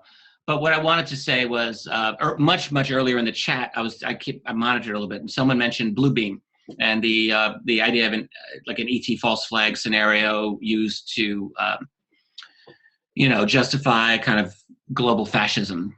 I've never been a believer in the blue beam scenario personally, but I am concerned about a similar thing happening with disclosure, so that if a president were to give a disclosure event, press conference, that just like so many other things that are going on in our world today, that this too could and probably would be used as another excuse to give government greater access to our emails and greater surveillance. In other words, a further clampdown of a global police state. I don't know that that would be the case, but I can easily see that happening. And Grant was talking earlier about, some people, going into the fear mode. Well, Mr. President, you have to protect us. Is it that difficult to see that this is where the U.S. national security community would want to go, like kind of a 9/11 mode? Let's clamp down. We've got to protect the public from this. And that, I think, would be a very, very dangerous road, a very, very dark road to take.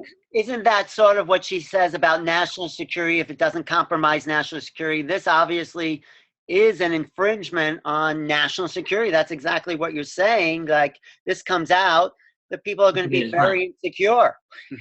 But it's more complex than that. I mean, these beings have been here a long time, and if it's an invasion, it's not like any invasion that I can think of. Someone else in the chat room, he seems like a very good guy, Joey, but he's been basically going into the Stephen Greer kind of perspective of it, and then just states here, abductions are done by PLFs, not ETs. And I would really, I don't think that that's a justifiable statement. Greer has talked as if he knows firsthand that there are PLFs. No one, to my knowledge, I don't know of a single other researcher who has gotten that particular information. That is only Greer has gotten the so-called PLFs. What does PLF stand for? Programmable life forms. And Greer has talked for very many years about his alleged knowledge that this is a real thing, that all abductions are done by basically the evil human cabal, that all the ETs are benign. We've heard this many times. I don't agree with that. I don't say that all ETs are evil, and I'm not saying that they're all necessarily with their best interest. I think that that's rather naive. I mean, we can move into that part of the conversation, but I do want to finish up this about how I think the ETs, confronting the ETs is a shift in consciousness. We are no longer thinking the way human beings are used to thinking. There's a radical awareness of who we are. There's like what would I say? There's like an altered state of consciousness, I think, happens in the presence of these ETs, and we're in a whole different reality. But before we get into that, I just want to back up a little bit and talk about the influence of Lawrence Rockefeller and where him and his alliance to Hillary Clinton. Doesn't seem to be enough made about that. She got in on it in the 90s. She was in on something. So people say it comes down to Obama, but Hillary Clinton has been waiting for this moment perhaps since that Rockefeller initiative, and maybe she will, if she's elected, have open congressional hearings and bring it out. I'm just throwing that out there because I think Rockefeller needs to be talked about a little more and what he was up to. You know what I'm saying? Richard, Grant, what was maybe Grant should open up. What was Rockefeller wanting with the Rockefeller initiative? What was he hoping to come forward in the 90s? Well, he basically wanted the same as Podesta. He wanted an open disclosure of the situation, and he made the approach. And this is where I say they protected the president. He never got to the president. He never got to speak to the president about the issue. He was cut off at the pass by the science advisor. The science advisor asks the CIA for a briefing, and they pull this little scam where we're not into it. So they get Bruce Maccabee to write the briefing for the science advisor. And as I said, Hillary is running interference. She's the one that all the material from Rockefeller to the science advisor and from science advisor to Rockefeller is going through the First Lady's office. So because the president can't be a player, he sits on the sidelines. And I maintain he knew what was going on. He doesn't need to talk to Rockefeller. So Rockefeller is pushing this thing, and in the end, he just basically gave up because, according to Whitley Streiber, after he did the briefing at the Rockefeller Ranch with Hillary didn't say anything, and the next morning Hillary came down and said, okay, we've listened to you, now don't ever bring up the subject again. And I believe that for Hillary, this is still a toxic issue. She's with us back in the old days, that this is not something that you really want to deal with. And that's why I say it's Podesta. If it were up to Hillary, she would not deal with this issue. And she has openly answered questions. So, for example, a lot of people put up the stuff that she refuses to talk about the Rockefeller Initiative. That is not true. She talked to Rob Simone in January of 2008 at a fundraiser in Los Angeles. He asked her about the Rockefeller Initiative. She didn't deny anything. She said, yes, I was there and I took the stuff to the president. And so it's an issue that I believe if it were up to her, this would not come up. And she has not brought it up except to answer questions. I think this is all Podesta's doing. Right. Okay. I think I could show also now that Chris Matthews piece. Chris Matthews is a pretty intelligent guy, but then he's like, he's thrown off the subject by this science advisor who I said looks like 12 years old. And so, have you seen this Chris Matthews piece, Richard? Not sure. No, I don't think so. All right, I'm gonna do a screen share because it's strange. I mean, here he is on top of the topic, and then and is there anybody in the chat? I mean, there's lots of conversation in the chat room. I want to also acknowledge that. Is there anything you see there? I mean, there's lots of questions, and it's hard to get to everybody. But let me a lot of very insightful, knowledgeable people in there. ABC clip of Michio Kaku. Okay, I'm gonna go to this Chris Matthews, who's another guy. And what's your opinion of Chris Matthews, Richard, as far as a political analyst? I mean, these people are painful for me to watch, to be honest. Okay. I almost can't That's okay. He's skeptical. I mean, he's the one that in 2000 and he went after Bill Richardson, didn't he? Richardson, and then he brought on Biden, and Biden said, "What is this, a joke? I mean, come on, this is nonsense." All right. Well, maybe I guess I'll show this. I guess sure. Everything. I guess this is worth showing. The horrible people, all of them. This is. Are you seeing this here? Yeah. Okay. Let me just press play. I have to find the play button. Okay. Let me see. Okay. Take fans. Take note. Hillary Clinton says if she becomes president, she'll release details about the secret Area 51. And you who care about this know who you are. This is Hardball, the place for politics. Okay, and then we go to a little Hardball. You know, there's a new name. It's unexplained aerial phenomenon. Unexplained aerial phenomenon, really? Yeah, UAP. That's the latest nomenclature. I like the old one. I like UFO. I don't know why. Well, I think we can use them interchangeably, but I would like us to go into those files and hopefully make as much of that public as possible. If there's nothing there, let's tell people there's nothing there. What if there is something there? Well, if there is something there, unless it's a threat to national security, I think we ought to share it with the public.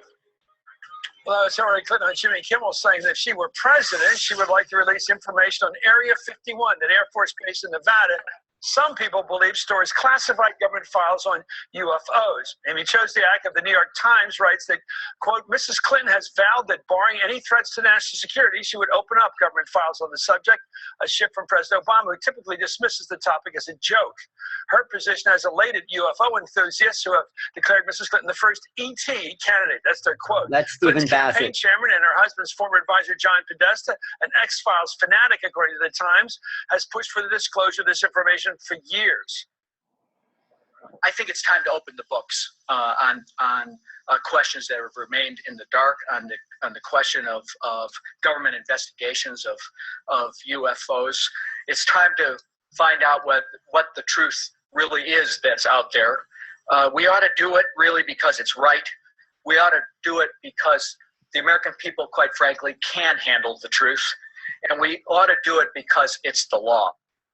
Well, Clara Moskowitz is the senior editor of Scientific America. She covers space and physics. A couple questions. Thank you for coming on, Ms. Moskowitz. One, is there any physical evidence on this planet, has anyone ever found, of UFOs?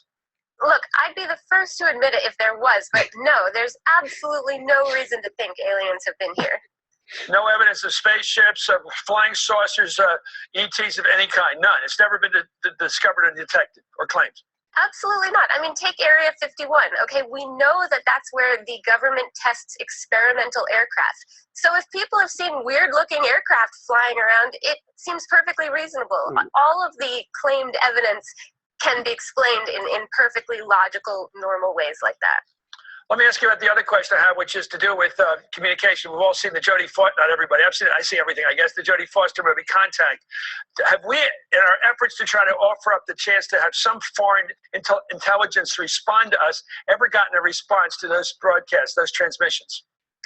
We have not gotten any response. You know, occasionally, like, we've seen a signal that got everybody excited, but so far everything has a perfectly logical astrophysical explanation. It doesn't mean we've stopped searching. You know, people are actively looking because pure statistics says, sure, maybe life is out there. It seems reasonable. We see planets everywhere we look out in the universe, but so far there's not a shred of anything resembling scientific evidence that aliens exist anywhere. You know, anybody in public life, like people like me in journalism and been in politics, you come across people who have strong beliefs about conspiracies. They usually, unfortunately, I meet a lot of them and they come up to me and they always have a unitary theory. Of course, if they believe John Kennedy was shot by the mob or by somebody else on the right, they will say that. And then they'll also say that Bobby Kennedy was shot the same mysterious way. Some people just have an inclination for conspiracies. Where would you connect? What would you say about people who believe there is a situation where the government of the United States knows about ETs, it knows about space creatures coming here, and is for whatever reason, and this is the hard one, why do they think they've covered it up? Right. I mean, they think that we can't handle the truth, except people love that stuff. It would be one of the most inspiring discoveries in the history of mankind. I think people would be eager to share that evidence. And so the whole government conspiracy just doesn't fly because, first of all, it's not plausible that they could keep something a secret this well for this long, something that huge. And the motivation is just not there at all. You would definitely have a whistleblower, right? Why do you think Hillary Clinton wants to open the files? You know, I have to say, I really don't know. I mean, it could be pandering. Politics, I know politics. I know that with this foreign stuff for alien culture potentials. But I can tell you know what politics is. If there's a group of 1 million people out there and nobody's going for them yet, and they're the UFO aficionados, Hillary would go for them like any other politician. She's just the first one to grab for them. I know how politics works. There must be some people out there who want to hear this, want to hear the files are going to be open, and will vote on that one issue. I'm sure there's probably a couple hundred thousand people like that. You know, maybe it's about government transparency. I'm all for releasing the records. Look, I mean, I think that let's put this mystery to bed, right? You know, those few people who still are holding out because they think there's a conspiracy will see the records and realize there isn't. So I'm all for releasing that data, but I can't imagine that there's going to be a huge political gain in that. I think they'll say it was a cover-up no matter what comes out. That's the way the mind works. Thank you, Claire Moskowitz. I love your clear thinking and logic and scientific, method. He's just trying to get a date. That is painful for me to watch. That woman, Sarah Moskowitz. Who brought this woman out? My God. She does look like she's 12 years old. I mean, I'm sure she's scientific, but why doesn't Chris Matthews have one of you two guys? If he wants to ask, is there evidence? You guys are the perfect ones. What there's evidence of, absolutely verifiable evidence that's not arguable, is that the United States government and military have been encountering what they would call UFOs and flying saucers for a long time. They don't seem to have an answer for them. These things do things for years and years that have been considered impossible, but they do them anyway. They're tracked doing them. They try to intercept them. They can't get them. And it's gone on, it's gone on and on and on. So at the same time that they've told the public there's nothing to it. That's a discrepancy, and that's not explained in any of these official statements. But Chris Matthews lays down. She said, "Oh yeah, there's nothing to it." Well, then he just said, "Oh yeah, there must not be anything to it." I mean, that is poor journalism. What do you say, Grant? But he's old school. That's what all the journalists were used to be like, and that's where the shift has changed with the New York Times, where suddenly the New York Times went, "Oh wow, maybe we're wrong." He's still the old school. He's playing the skeptic. It's a joke. I mean, who's taking this seriously? he may get the awakening down the road. You never know. But so Scientific America, she's a senior editor. I don't know how that could be, but anyway, she's the senior editor, and they're old school too. Well, we don't see it. SETI's not picking up. They're missing. You can just go through the FBI files, go to the vault, and type in UFOs, and you can see things. One person writes in the chat room, Lori Rosenfield, totally right. They're not journalists. They're news actors. None of these, Chris Matthews can't be considered a journalist. These are talking heads. Literally, that's all they are. And all of these mainstream establishment news, the United States news industry has never been at a lower point than it is right now. It is the lowest it has ever been in its history, where you have this slavish obedience to an establishment line. I mean, it's always been kind of bad, but it's just gone down worse and worse and worse. So whether it's hardball, or even New York Times, like I'm still really not seeing this great shift in the New York Times. I'm seeing an acknowledgement of a reality, but they are New York Times is the establishment publication. They're just not going to give up the game that easily. I just don't believe it. Well, but, you know, I do see a shift. You get someone like Hillary Clinton, especially listening in on that Breakfast Club. She was, maybe I could find the video, even though we heard the audio. She is seriously listening to this guy who claims to be abducted. You don't find any other politician in history open to that kind of conversation. That's a shift. That's a consciousness shift. She's on another level, whether you like her politics or not. Yeah, she's a hawkish, you know, basically Republican, but something in her is activated to this idea. I mean, don't you think, Grant? Something's well, sure. I mean, if you look back at the Clintons were in a lot of trouble. Some of the newspapers have started bringing this thing up about Hillary and the channeling, Eleanor Roosevelt. I mean, they're new age people. I mean, the Clintons were bringing these people in on the weekends to Camp David and all sorts of new age type people. They're really into this kind of stuff. So I can see her, this is just a toxic issue that she doesn't want to touch because she wants to be president worse than she wants the UFO thing out. But she's into this kind of stuff. I firmly believe that. She's into it. And, you know, there was some statistic that like 1/3 of the American public believes there are UFOs out there. I think that was that the National Geographic poll from 2012? You know, 80. Let me give you two other stories to show that the support that they have. I gave a lecture in Arkansas one time, and of course that's Hillary Clinton country. I got a woman that claimed to be the sister of the person who owned the famous barbecue restaurant in Hot Springs, Arkansas, where the Clintons used to hang out. She said, I know why they're interested. And she said either they or someone very close to them had a UFO sighting, and that's why they're interested in it. That was the one thing. The other thing was I was offered a lecture for a very famous singer, and I didn't get picked for it. There was 3 people on the list, and I didn't get picked. But this was a friends of the Clintons, a very famous singer, and I was going to give this lecture, and then I said, we're talking about who was going to be there. She said, well, you got to be realizing some of the people that might show up at the lecture. And she mentioned Walter Cronkite and Hillary Clinton. So, and this was like one of these rich people who, you know, bring in the entertainment, you know,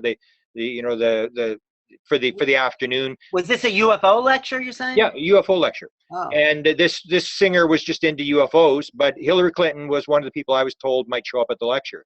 Oh. So, I mean, the Clintons are into this kind of stuff. It's just the old idea that it's a toxic issue, and that if you're Dennis Kucinich and you hear voices, you ain't going to talk about it, because the Wall Street Journal went after him after that story broke, and he actually stated not only did he see a UFO, the Shirley MacLaine's bodyguard was there and his girlfriend was there, and they were standing on the deck, and this thing was like 50 feet away from them over top of the swimming pool, and that they had all drawn stuff, and that in the morning they all knew something was happening. They knew the entire day that something was about to happen, and they all did drawings, and the Wall Street Journal got promised that they would give all this kind of stuff. But when his campaign went south after talking about it, he backed out of that promise to give the Wall Street Journal all this material. It's just an issue you don't want to talk. There's a lot of people on the Hill that are into UFOs, but you would never mention, the same as if you're the National Academy of Sciences, you're not going to mention it, because it's an issue that will end your career. But not anymore, obviously. Not anymore. That's the change. Right. That's the change. Nobody's laughing anymore. Hillary did get in trouble for channeling Eleanor Roosevelt at the White House with Gene Houston. I mean, that was a big blow up. And yeah, that's the idea of the woo-woo thing being a toxic issue. But Right. you take a look at now, nobody's going after her for this. That's where the attitude to me has changed. It is an amazing transformation. I have to say, it caught me off guard. I was not expecting it to. Caught me off guard too. but why isn't the news media talking to you guys? You are really two of the best historians on the subject that I know. You've done years of research. You are the guys. What's that? Well, no, I don't know. I don't know about Grant. I'm not a household name. I mean, But neither is Stephen Bassett. He was mentioned in that Times article, I think. Yeah, that's true. Yeah. Yeah, I've done a couple of inquiries just in the last couple of weeks, But you got to remember, this has only happened in the last week, that Right. most of the reporters are still in the old school, that this is a joke. I remember I was interviewed because I did all the FOIAs for the Clinton administration, and 11 of the first 18 FOIAs out of the Clinton library were UFO stuff. And Hillary actually mentions that to Damon Steer. She says, do you know the most requested item at the Clinton library is UFOs? She was aware of this.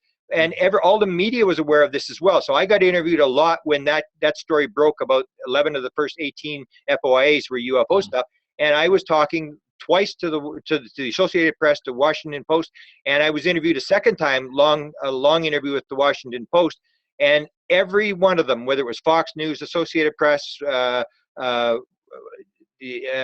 gave them all the Clinton documents, the Hillary Clinton documents, and tried to get them to run with it, and none of them would run for it, even deal with these two documents that showed that she was in the middle of the Rockefeller Initiative. And the one Washington Post guy said to me, he said, what's the big deal? This shows you how skeptical they still are. He said, what's the big deal? So what? The First Lady's into UFOs. I said, well, the whole point is there's nothing to this. The official government position is there is no UFOs. So if the First Lady is running interference and taking material to the president, as in the middle of this big initiative with thousands of pages of documents, this is a big deal. And when he did the article, he still didn't deal with it, because they're still in this sort of like flat earth mentality that this is all nonsense. Mm-hmm. Well, that is like key. What's the big deal is like, once you admit this is a possibility or a reality, your thinking changes. The scope of your reality. John Mack used to call it ontological shock, when your ontology, your sense of reality was pulled out from under you. But this is a slow change. And I think the level of reality, once you acknowledge there's other life, we're in a whole new world. It's like Copernicus, saying that the earth is not the center of the universe. Well, we're saying that now. And when he said that, well, maybe the common people didn't care what's the big deal, but I think it changed everything on a consciousness and awareness level. It led to the age of exploration. It led to, this could lead to things we have yet to be aware of when this comes out. I mean, you say this, Richard, right? Absolutely, absolutely. It would lead to tremendous change, and probably the most necessary changes that our civilization faces would hinge upon a disclosure. Like what? Go through that list, because that book is really brilliant. Well, thank you. I just think that, I mean, it's not simply a philosophical, what's the word I want to, it's not just a philosophical change, that, are we alone in the universe and so on. That's the beginning. I mean, it would transform our science. It would when we talk about consciousness, Grant's been talking a lot about this. I mean, think about it. Any understanding of them, once this comes out, we recognize that they're here. People have been communicating on a telepathic basis with these beings. It doesn't say something just about them. It says something about us. And I really believe that an opening of the UFO mystery in this basis will help us gain some serious understanding as to who we are. But I'm thinking even in more practical terms, politically. And this is where I just my imagination is failing me to see why Hillary Clinton or Podesta can see this as a positive thing. When you come out with this reality, all right, it's an inevitability, it seems to me, that people will ask, how has this cover-up been maintaining itself for so long? How has the political institutions been controlled? How has the media been controlled by this? It certainly has been. I mean, hell, years ago, Carl Bernstein came out in 1977 with Operation Mockingbird, and we've gone so far beyond Mockingbird now. What was Mockingbird? Mockingbird was a CIA program to manage U.S. mainstream media with paid journalists. Oh, right, who were paid, and this is all a real thing during the 40s, 50s, 60s, and in the 70s. Major journalists were on the CIA payroll to spin, to kill stories, sometimes to create fake stories. They did all of this to spy on the U.S. against the Soviets, and all of it. These are journalists being used for purposes of national security. The American public had no idea. They would have been very annoyed, I think, had they known. We've gone so far beyond that. So do we honestly think that this is not going to have been used against us in the UFO field? And then people are going to want to know about the cover-up, the deep cover-up, the Area 51, S4, whatever bases are concerned with studying alien technology. How long do we think that this is going to be kept from us? The black budget. I mean, maybe what might be a breakaway civilization, or how far does the classified technology go? At the very least, we could be asking these questions.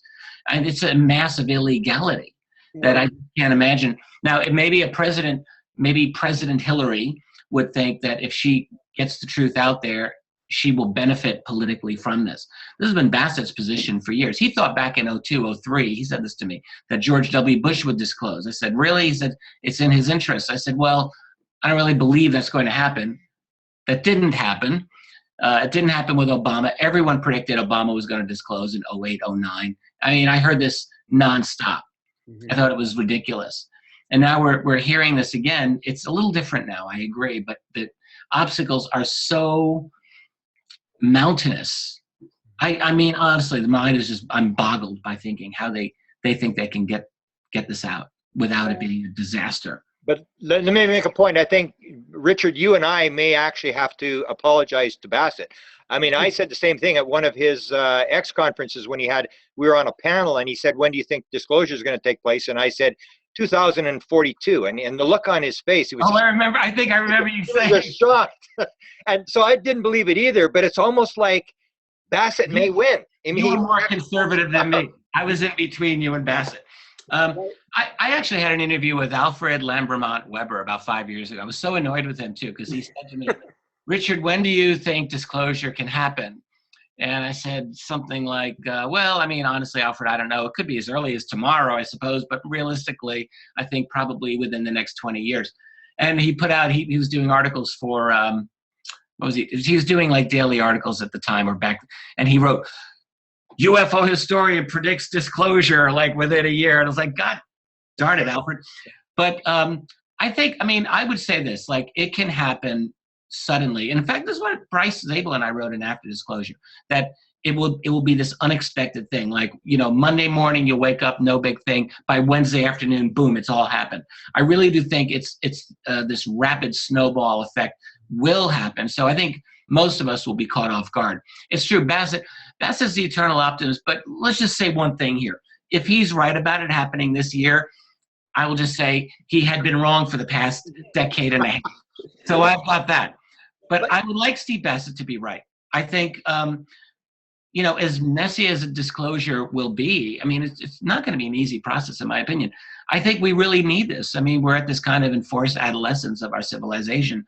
I don't think it's healthy for us to be living on a lie that's the foundation of our world. I don't think that's healthy.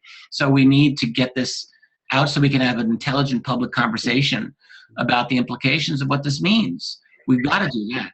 I mean, Whitley Streiber makes a really good comment that we have to then reevaluate ourselves as human beings, because when we acknowledge there's these other consciousnesses and people are claiming, channeling, whatever, they're in touch, they're expanding possibly their way of thinking to make telepathic contact. In any abduction scenario, there's a telepathic component.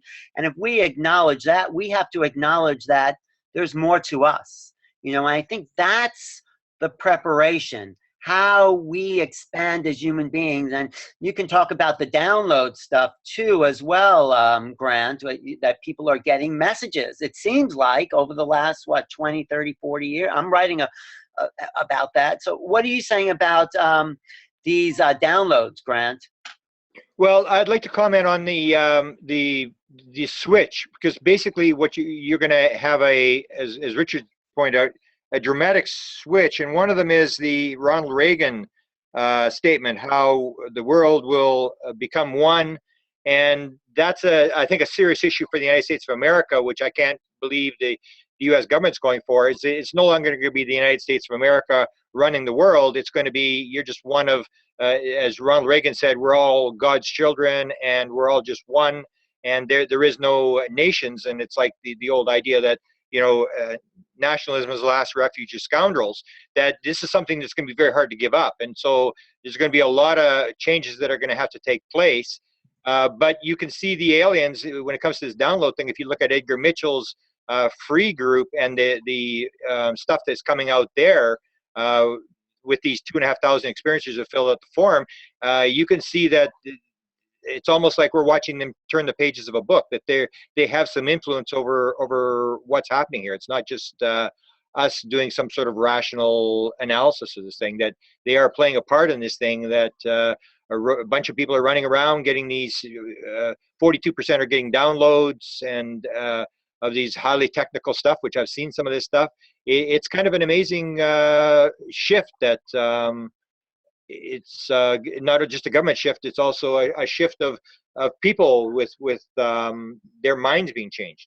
Right. I want to read something from Whitley's latest book, Supernatural, because I think he makes a very interesting observation. He says, even if the reality of aliens are announced to the world by credible authorities, a new way of addressing the matter is still essential to any successful understanding.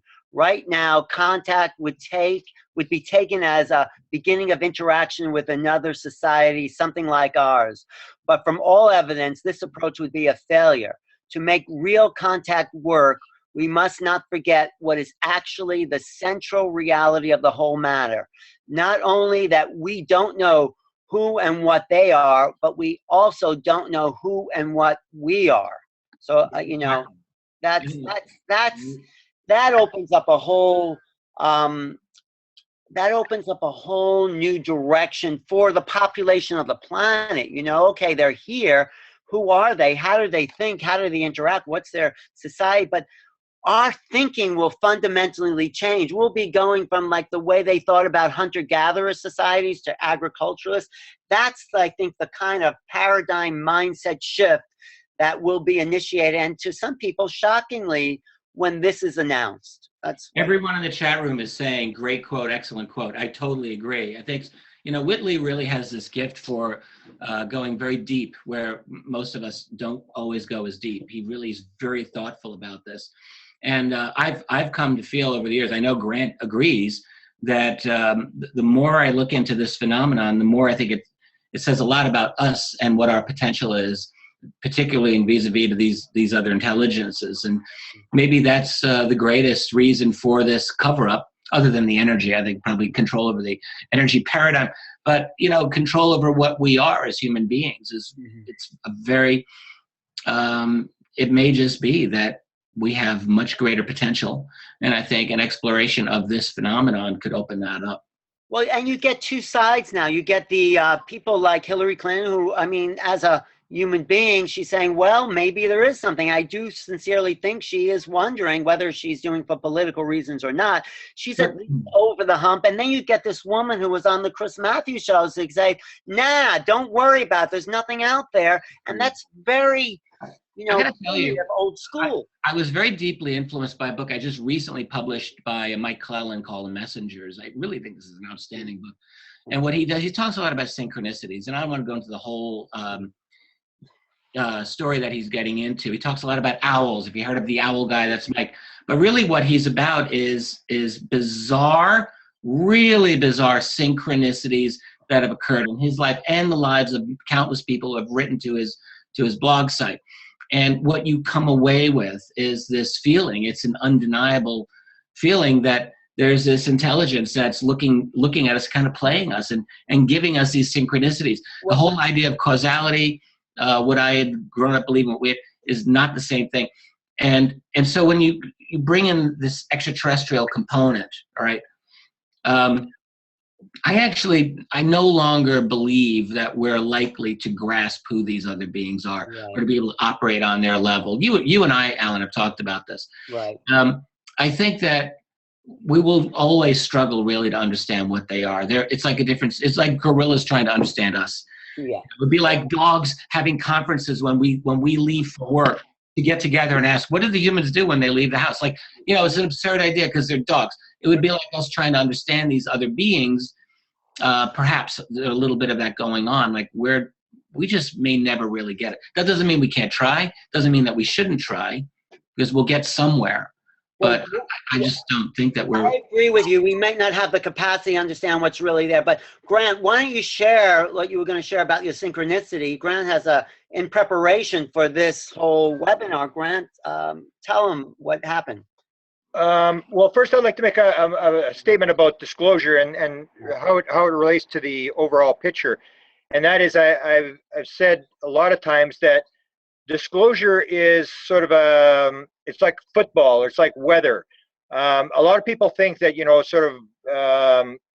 the sun's going to come out, all the poor people are going to get fed. And really nothing like that's going to happen, because basically when you get disclosure, it's there's going to be a couple of skeptics who are looking for a bridge to jump off of, because their whole life will be totally meaningless, all the crap they've been putting out. But in terms of you and I, we already know that this is taking place, and the bigger event is that, say disclosure, it's our football team. So the New York Giants or whatever, and we suddenly discovered that we could, like now, we could win the Super Bowl. Like looks like we're gonna get this thing, and so we're gonna have the big party. You and I and Rich are gonna have a big party on Sunday. Have a couple of beers, and Monday morning we're gonna get up, and it had nothing to do with us. Yeah. It was something that happened on the outside, and it still comes down to, why are you and I on this earth, and where are we going? And that's when I start getting into the sort of the I'm giving a lecture on the spiritual implications, and I always tell the story that if you want to see this, you may not believe me if I tell you, but if you listen to the Moody Blues, and the Moody Blues were like one of the top bands of all time, sold 50 million albums. Everybody in the UFO community seems to be into the Moody Blues and their music and stuff like that. And they were clearly abducted in 1967. They don't deny it. The one guy draws the aliens they saw. There was 3 hours missing time coming into London from a concert in Manchester. And Colin Andrews tells the story. He's had a number of major bands that came to him and told him various stories. And the Moody Blues come to him, and Mike Pinder and the lead guitarist, after one of his lectures, and they want to talk to him about an experience. And they basically say, we remember before we were born. We remember coming into this earth. We remember sitting with a bunch of elders, and we were told that we were going to be musicians, and we were going to put lyrics into songs. And so you get this whole thing, and I say I think, I can't remember what the Edgar Mitchell stats are. It's pretty high. It's like 50% or something of people who believe they remember before they were born that they've made agreement to come in and be involved in this UFO type thing. You don't need 50%. You just need one. If one person remembers before they were born and tie it into this UFO thing, then this is no longer just a physical thing. This has got very spiritual implications as to what's actually going on. And I think that's the bigger question, is not disclosure and how it's going to unfold. It is, what does it mean about where we came from and where we're going? Well, that's the disclosure's the first step. I mean, let's get people on that page, and then it's a step-by-step process. I mean, I don't think people are ready to make that leap, but we get them to disclosure, and then something shifts in their mind. We're always looking at disclosure as like the aliens are. I always say people confuse the aliens with Santa Claus. Like they're here to bring us free energy, and they're here to give us all this kind of stuff. And nothing's further from the truth. I mean, they're basically like alarm clocks as to what's going on the earth. And so we see it as a physical thing. Like Stephen Greer says, well, we can have massive increases in the economy. And I say, be careful what you wish for. I mean, the Chinese economy was growing at 10% a year. Can you imagine giving the Chinese economy or the Indian economy with $2 wages free energy? I mean, you think we're getting buried by them now? Wait, and you're just going to absolutely use up the resources. All it does is change nothing really changes. You just have different problems to deal with. So we're going to have the problem of overproduction, of free energy will present all sorts of new problems. Right, but I do think the spiritual evolution, awakening comes, you know, we need that, comes to the planet at some point. More people are calling themselves spiritual, not religious. That is the fastest growing population. But anyway, Richard's had a long day there. But well, I'm sure we all have. Sure. I know, but let's get to that place that you wanted to play, the Bashar. Well, I'll just mention the synchronicity is that you and I and Richard were having a conversation last night about this. And I am a big follower of Bashar because every time I get sort of a download or inspiration, I always say, I wonder what Bashar would say about this. And then I'll Google Bashar with whatever the term is. And he seems to be saying exactly what had come into my head. So this morning, I on Thursdays, I usually walk the mall, and I load an MP3 with maybe 10 hours of, different interviews and people, stuff like that. And I just walk around and I listen to these interviews. And this morning, it's like the third clip, and here comes Bashar on, and he says this whole thing about before the 2016 election, everything's going to change. And I'm telling you, it's just shivers went up my spine. He's talking about this thing, everything's going to change. And then he started talking about something else. And it was just so bizarre after talking about last night about what does this actually mean about this fact that something has actually changed here. Wow, that is interesting. And Bashar's totally into the synchronicity. He says his world runs on synchronicity. Yeah. I do think there's something that we're discovering about consciousness not being a local phenomena, all the remote viewing experiments. And I think this is part of the evolution, part of the spiritual expansion that UFOs are about. I think John Mack said UFOs are like an outreach program from the universe for the consciously impaired. And that's us, you know? Yeah. So I mean, I wrote about this in my last book, UFOs for the 21st Century Mind. I spent a lot of time really trying to grapple with the whole issue of consciousness and including channeling and doing my best to try to understand how this all fits into what we call the UFO subject. And I do believe it has a place. So I do believe in non-local consciousness at this point in my life. I think there's very good scientific backing for the idea of non-locality. And certainly consciousness studies, we're only at the beginning of it, I think, and really grasping it. So it's all important. My only issue is that when I deal popular and much more interesting, I have to say, than most of the others, I don't know how to judge. You know, I mean, I want a channeler to provide some kind of falsifiable, verifiable data. And if something big happens in 2016, we might be able to interpret that as validating Bashar.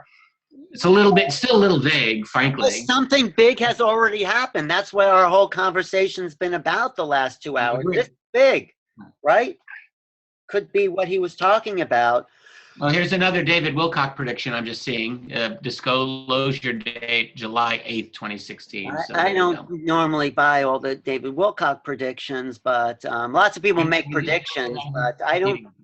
I think if it happens, it'll either happen sometime right before the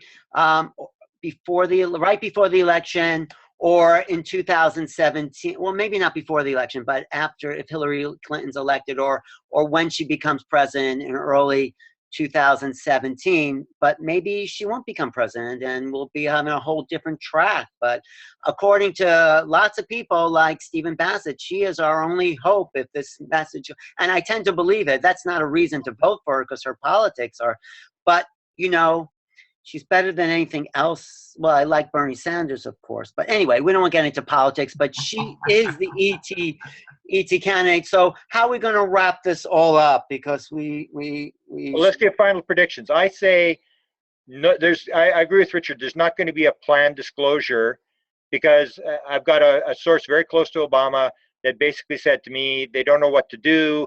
They're trying to find some way without their fingerprints on it. And I said, well, good luck on that one. I think what's happening now is what's going to happen. It's going to be unraveling, and there's nothing they can do. It's like this event that they're unable to control. And the event that it's unable to control is the media has suddenly realized there's a story. The president knows something. and they're starting to ask serious questions. And it's, to me, it's going to be like a Watergate thing. They're going to have no control. It's just going to get worse and worse and worse.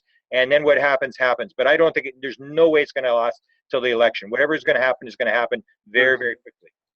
And what do you think, Richard? Well, I would say this then, if Grant is right, if this is unraveling the way that it might be, I guarantee you one thing that's going to happen is that the establishment media is going to try very hard to maintain control over this over the whole UAP, UFO narrative. And it's going to be up to responsible researchers to provide a counter narrative to point out that this isn't simply something that they're not just disclosing now. It's been something that they've actively been concealing and covering up for an entire human lifetime that has involved massive illegality and that has really undermined the very foundation of the society that we like to believe that we're in, some kind of democratic Republican system of government. The UFO cover-up, in other words, has been a serious knife in the back of the American Republic. And if we don't, and it's going to be up to people like us and other people who care to get that information out there, because I think what we need is a serious backlash. This is not something that, I don't really think that it's any longer time to work within this system. I think the system is so far gone, it is irredeemable. So what we need is a serious, get the hose out and just clean it all out and start with a system that is actually based on some semblance of justice and that is not based on a police state. Right. I promised this woman I'd ask this question. She emailed me last night, or UFO DAT, UFOdata.net. Do you know about that? Leslie Kane and others are working on to create a systematic, rigorous science of the UFO phenomenon. Do you know about that? UFOdata.net? Anything?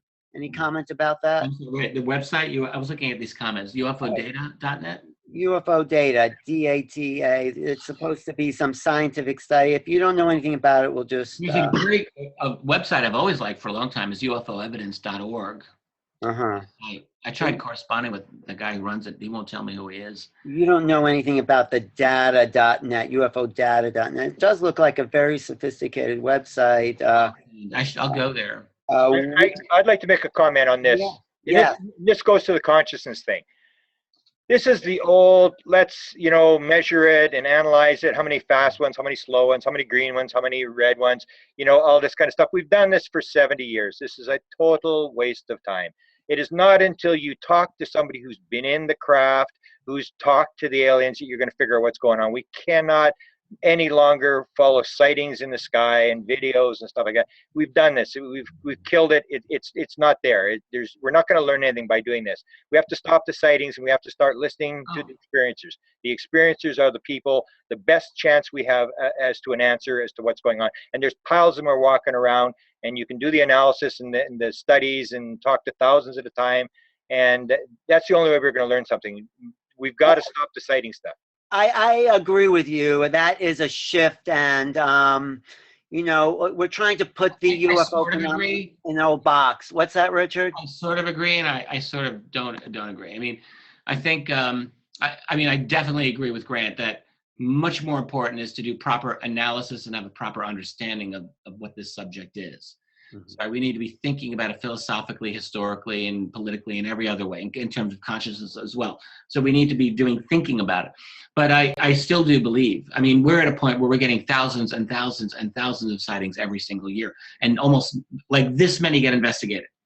And so and the fact is, in terms of getting genuine forward motion and acknowledgement on this subject, I think we would be better served with genuinely decent investigations that, ideally an organization like MUFON should be able to do this sort of thing to provide some level of at least scientific-like investigation of some of these cases to the extent possible. I think we need this, and we need it globally. Because right now we have no information about what's going on around the world.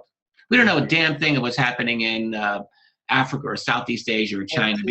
China, they're actually interested in this. A global collection and organization of data, I think, would be a very good thing, so that we actually understand what the hell we're dealing with and what the magnitude of it is. I think that would be a great thing. But I do agree with Grant about talking to experiencers, understanding the mind, understanding the new mind. We're coming into a new mind as human beings, and this interaction with these other beings are providing an evolution. I really think so. Well, analysis is very important, obviously. I mean, that's what we do. I mean, I don't really do investigations of very many sightings. I mean, a couple. I've tried to do analysis. That's what Grant does. That's what you do. Well, why don't you mention the new Grant? You're publishing actually Grant's books that are coming out now. No. I published one book by Grant. Okay. That he co-authored. Great book, by the way. UFOs, Area 51, Government Conspiracies. I think that's a great book. Yes. It was a seminal book that Grant and Scott Crane did, and then revised, and it's excellent. But no, Grant's doing other work on. You're doing other publishing on your own, right? What are you publishing, Grant? I'm doing the Clinton UFO storybook, which is basically when I saw the polls, this is a number of months ago, that Hillary probably was going to make it through.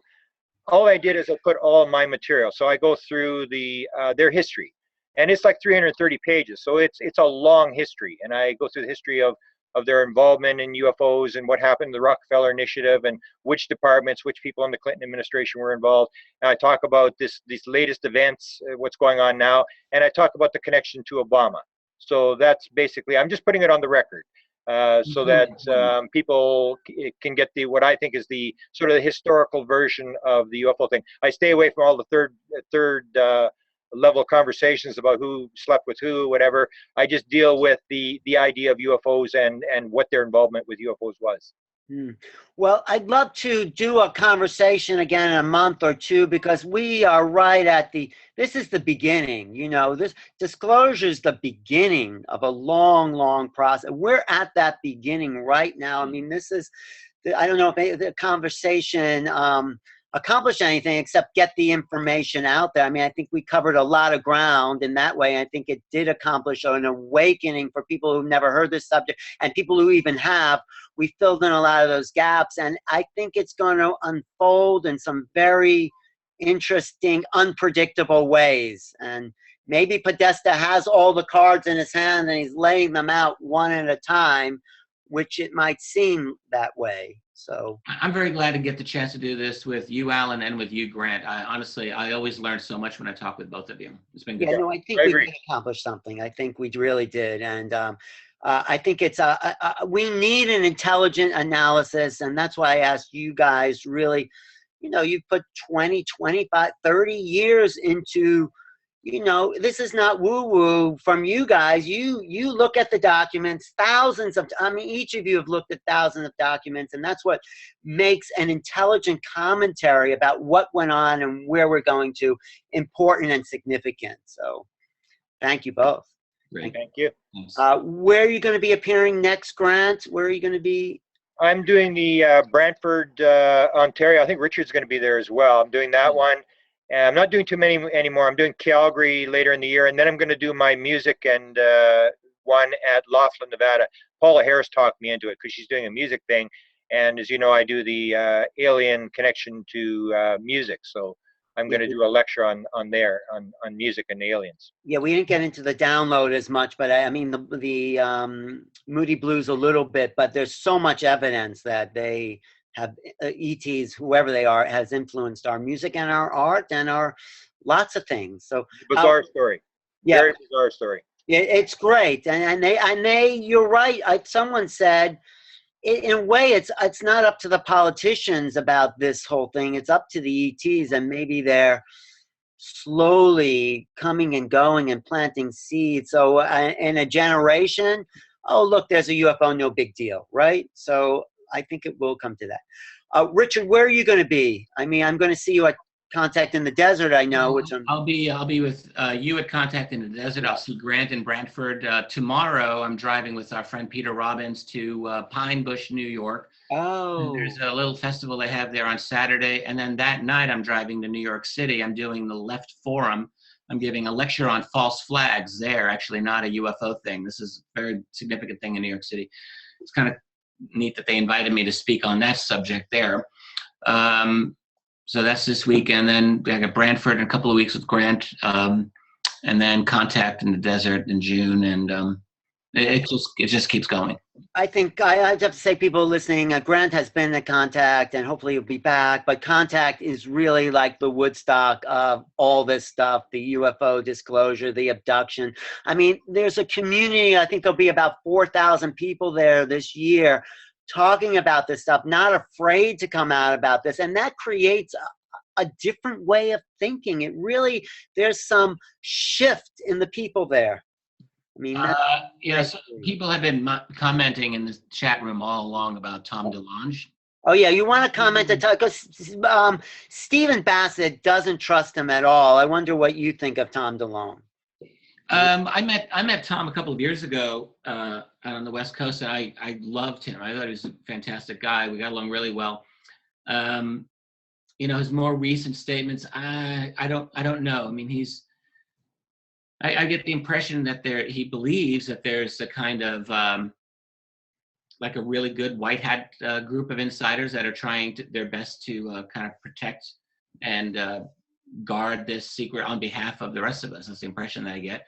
I sense a lot of trust in the establishment political system, and I'm not sure that I share that trust. But Stephen Bassett says he's been set up, he's been lied to, he's been manipulated. I just heard him the other week say that. I mean, what do you think of Tom DeLonge? I mean, it was an incredible coast-to-coast interview he did where he really said he talked to generals and they said, yep, there's something going on. What do you think, Brian? I don't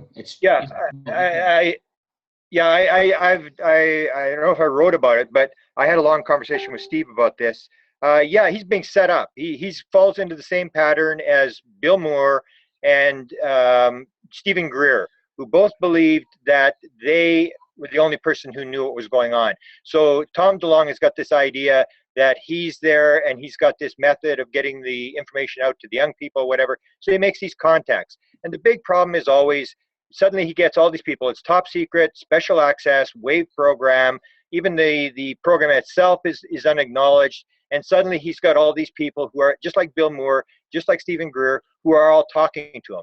And to me, it's like you don't have a security clearance. And if these high-level people are talking to you, they're feeding you material. Now, some of it's true, some of it's not true, but he's being manipulated. The only important thing about the whole thing is John Podesta is part of the thing. He contacted John Podesta. John Podesta got back to him after a couple of months. So that gives me some encouragement that it's not, you know, the evil, as evil as it could be, but there's no way he's being told classified material. All these people are going to jail. It doesn't work that way. So it's the same as Bill Moore, that he believes that these people are all his friends. They're all telling him the truth. And basically they're putting out a message. They're using his enthusiasm, his power to get out a message. And the message is always going to be covered with disinformation. That's how they do it. Wow. I'm speaking for the people in the chat room again. Yeah. If someone else wants us to give our opinion or our true opinion on Cory Good. All right. Yes, as many times, Alan, you. I don't have, and I mean, I tend not to believe Cory Good. I mean, I tend to have a hard time with some of the stuff our friend David Wilcox is putting out there. I mean, he says some great things, but the Cory Good thing to me is a little suspicious. What do you think, Richard? No, I agree with you, Alan. You know, talk is cheap. As my daddy, New York City cop, always said, money talks, bullshit walks. So you think it's misinformation by Cory Good or fantasy? I think if I were in charge of disinformation about UFOs, some of those people who have promoted Cory Good would be the first people that I would go to, honestly, to get my narrative out, because they're willing to take a story from basically everyone. This is my opinion on it anyway. I don't think they're doing us any favors. The Cory Good story can't be confirmed in any way. It's also very difficult for me to believe. It's just a very difficult story to believe. It's like going back to the Mars jump room scenario. Yeah, I don't believe the Mars jump room either. I don't buy that. You know, and going back to Gettysburg and all of that stuff. Yeah, that's ridiculous. That's someone else. That's not Cory Good. But the whole idea of the Blue Avians.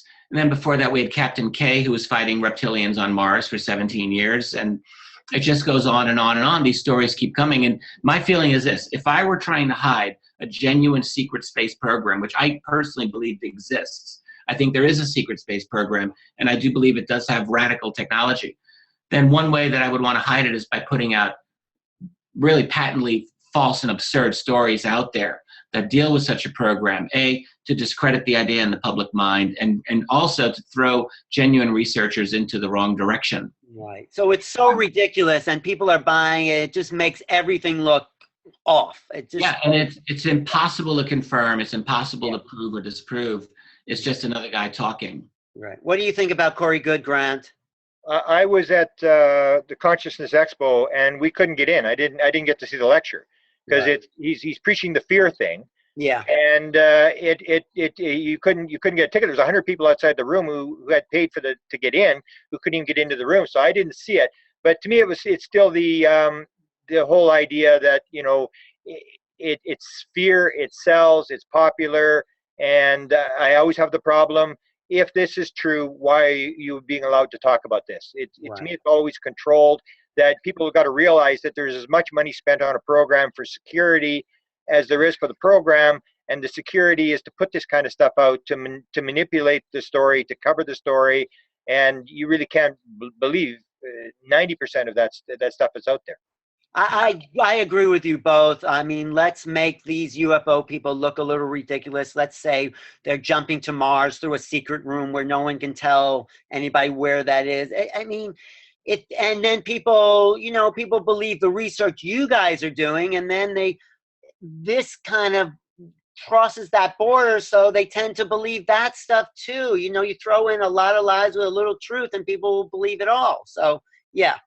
I have a hard time with that's why I like the research. There's so much of this that can be true. There are all kinds of claims that can be true. Mm-hmm. It's possible. I don't know where Cory Good really came from. No one's done any background investigation on him personally, to my knowledge. No one knows who his family is. No one knows what his school was. I would like to know. I'd like to know where this guy's coming from. There's ways of investigating, and I don't think it's been done. But the fact is, maybe he has said something that's true. Maybe he hasn't. But the thing is, like, we are in a field that is so difficult to begin with.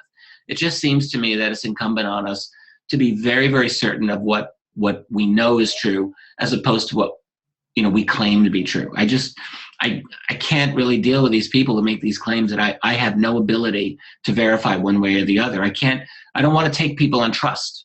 Right. It's not a fair thing to do. I mean, the other thing is, maybe he's saying such far out things that are outside our paradigm that we can't relate to them. I mean, we know about alien abductions, but there's a lot of people, they may believe in UFOs, but you say, guess what? People have been taken in the night, and genetic experiments have been done on them. That's a whole other level of awakening that those people, and most people would say that's ridiculous. Maybe but I know for sure those things exist. So it's incremental levels depending on the state of consciousness you're in, I think, is what's happening. But I'm not saying that Cory Good is legitimate either, you know. So I'm thinking there's levels of awakening that all of us are going through as individuals and collective as a society, and it's a very exciting time, like I said in the beginning, because everything is changing.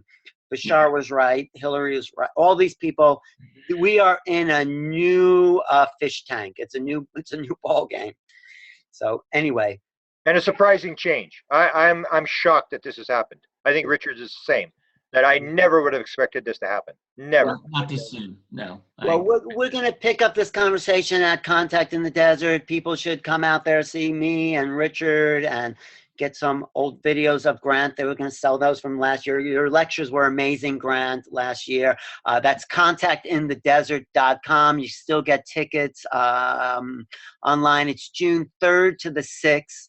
And also, you could go to my website, newrealities.com. I have a review I did of Supernatural where I go through all the key points that Whitley Streiber and Jeffrey Kripal put together and the subtitle of that book is A New Vision of the Unexplained. So there's a whole book review there on newrealities.com. And your websites, Grant, are what?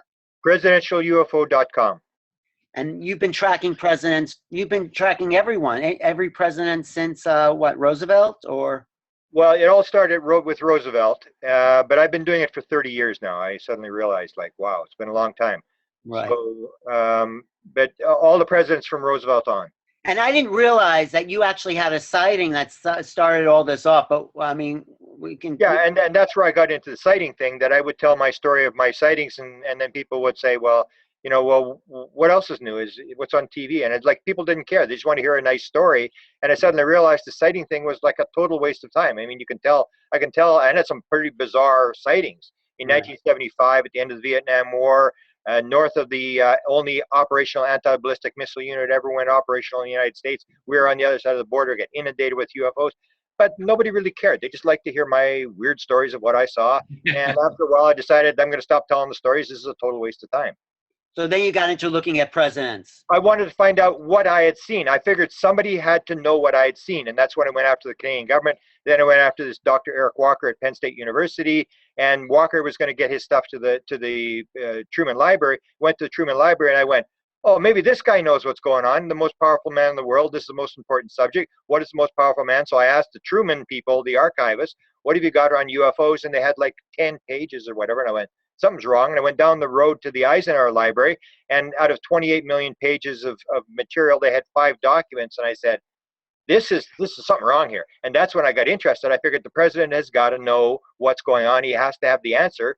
And that's why I went on this search, trying to find somebody who had the answer to what I had seen. That was all I was interested. And I sort of think when I got the consciousness download that I got that answer. I think I think I know what's going on based upon what I saw and what I think is going on. I've got an answer to my question from 19. What do you think is going on then? Well, I think it's this consciousness thing. I think you have to look at the free survey type stuff, and you know, 35% of all experiences have near-death experiences, 69% have psychic experiences, and it all comes down to consciousness. There is no time, there is no space, there is no physical world. If you go to my download, the one part of the download that I got was this conversation between Jan Hartson, the international director from MUFON, and Ben Rich. And Jan Hartson has this experience at 9 years old in the backyard where he and his brother are missing an hour and a half time. This thing's like 30 feet away. He becomes obsessed, like you and I and Richard, on UFOs. He becomes an electrical engineer. He wants to know how UFOs are propelled. Him and his brother are trying to build flying saucer propulsion units and stuff like that. And so he gets to talk to Ben Rich, the guy who runs Lockheed Skunk Works. Ben Rich says, we've now got technology to take ET home. Everybody laughs. People ask him questions. As he's walking out of the door, Jan Hartson realizes this is his chance in life. He runs after Ben Rich. He said, Ben, I need to know, how does it work? How do they get here? How does the propulsion system work? And Ben says, let me ask you a question. What do you know about ESP? And Jan Hartson says, it means, don't know, everything in time and space is connected. And Ben said, that's how it works. And that connected in the part of the download to the Canadian government, September of 1950, when they asked the Americans through official sources, through the Canadian Embassy in Washington, D.C., what's the deal with flying saucers? They're told 5 things, and the 5th thing they were told is, we were also told by American officials that other things might be associated with the flying saucers, such as mental phenomena. And so that's what it's about. It's about consciousness. Everything is consciousness. There is no physical world. That's when Bashar says, when you think you're awake, you're dreaming, and when you think you've gone to sleep, you're actually waking up. It's this template reality. And that's what consciousness is so important, is when you start to understand how the world actually works, in terms of the fact that when you break everything down, it's quantum wave potentials. There is no physical world. Then you start understanding what this is really all about. And that's the inspiration I got, was we've got the whole world completely wrong as to what's actually going on. We make a lot of false assumptions about what reality is all about. Right. No, I appreciate it. I think that is absolutely true. And I think that's what our evolution as humanity is all about, this awakening to consciousness. What were you saying, Richard? I wanted to commend Grant on that. I love that whole discourse and it's just now. Well, thank you both. Richard, what do you have as far as books? You have a new book coming out? Yeah, well, my website, you can just see anything I'm working on at richarddolanpress.com. I'm working on a book that's not UFO related at the moment. It's a history of false flag operations. So it's a little bit of a different track, but I'm working on it and it's fascinating stuff. I'll be back. I'm not leaving UFO research. I'm just doing this book right now. Yeah. And I also want to acknowledge all the people in the chat room, very intelligent, great questions, great commentary. I didn't get to some of the questions, but I do want to do this again, and this will be posted on my YouTube channel on New Realities. If you go to YouTube/New Realities, maybe in the next day or so. So I think there's a great discussion about what's unfolding, and this is history in the making. And I know we're going to be surprised in the next, I'm sure, because we've already been surprised, in the next weeks or months, this story is going to keep unfolding, and it's red hot, and it's gonna explode. I mean, it's just going to mushroom into something that seems to we've been waiting a long time for. So I'm very happy to be in this discussion with you guys. Thank you both. Especially when they ask Trump, then it goes viral. I thought there was a comment that Trump wasn't his thing, you know? I stopped them from asking him, right? No, I haven't heard that Trump has responded. Damon Steer didn't ask him because he was flying around in his 757 jet. He didn't need a bus. He didn't need to talk to people. So he didn't do the normal New Hampshire running around from town to town. So he was the only one that wasn't asked about UFOs. Wow. All right. Well, thanks again, guy. I really appreciate your time and your insights and your enthusiasm. And yeah, I mean, I can't stop thinking about this. Maybe it goes back to the sighting I had in New Mexico. I had a sighting, looked like a finger was pointing up in the sky in the shape of a cloud. And suddenly there was this burst of light, and I was with some other people, and everyone said, look. And there was one guy who wouldn't look. Slowly he turns around. He looks, and then thing just disappears. And it's like they were waiting for this guy to turn around and acknowledge that. And down the rabbit hole you went. Yeah. Well, I had other experiences growing up. I won't get into that now, but yeah, it's I've been down that rabbit hole for a long time. So I'm obsessed in a way too. It's like, how come everyone isn't so excited about this? This is the most amazing thing happening on planet Earth to human beings. And that may be one thing about sightings. I always say, if you've seen a sighting, you're part of it. Why do UFOs have lights on it? So you can see it. They want you to see it. It's like you're being triggered. And that's where you get this manipulation thing, that it may be true that they're actually, we're like puppets, and they're manipulating us to do our little thing. We've agreed to come and do these things. And so there's really no accidents. And I have the same thing as you, is why am I so obsessed and nobody else is obsessed? It really affects you when you have these sightings. It's sort of, I always tell people I fell off the edge of the earth. All the rest of the people that were there just went on with their life, and I just lost it. Maybe Podesta's a puppet. I mean, I know Richard was looking at, you have that great story, Richard, how you just started to look, oh, maybe there's something to it, and here we are 20 years later, right? That's right. Yeah, it was 22 years ago. I really stumbled into the UFO field. Really, I saw Timothy Good's book about Top Secret, subtitled "The Worldwide UFO Cover-Up." I thought, wow, that's interesting. And I happened to be very familiar with a lot of the historical figures that he had written about, and a lot of the departments he had written about through totally different standard academic study. He's got them in a different context, and that was what triggered me. And I didn't even go in thinking I was going to solve any answers. I just wanted to resolve for myself what I thought about the UFO subject. I thought it would take 2 or 3 months out of my life, and that was 22 years ago. Someone, I know, right? Someone just put up a link on Trump on Twitter, and this is a Maureen Dowd tweet. She writes, Trump on Hillary's desire to open up government UFO files. Quote, "They are talking about outer space, I assume. I'm not a big fan." Oh, cool. That's Trump. Cool. That's Trump. So I don't think Trump's going to take Twitter feed. I'm not a big fan. I do think Hillary's our only hope. Unfortunately, she's, politically, not such a progressive person, but I think she is the ticket to this opening, and maybe Podesta's being controlled by the ETs and being pushed forward. Anyway.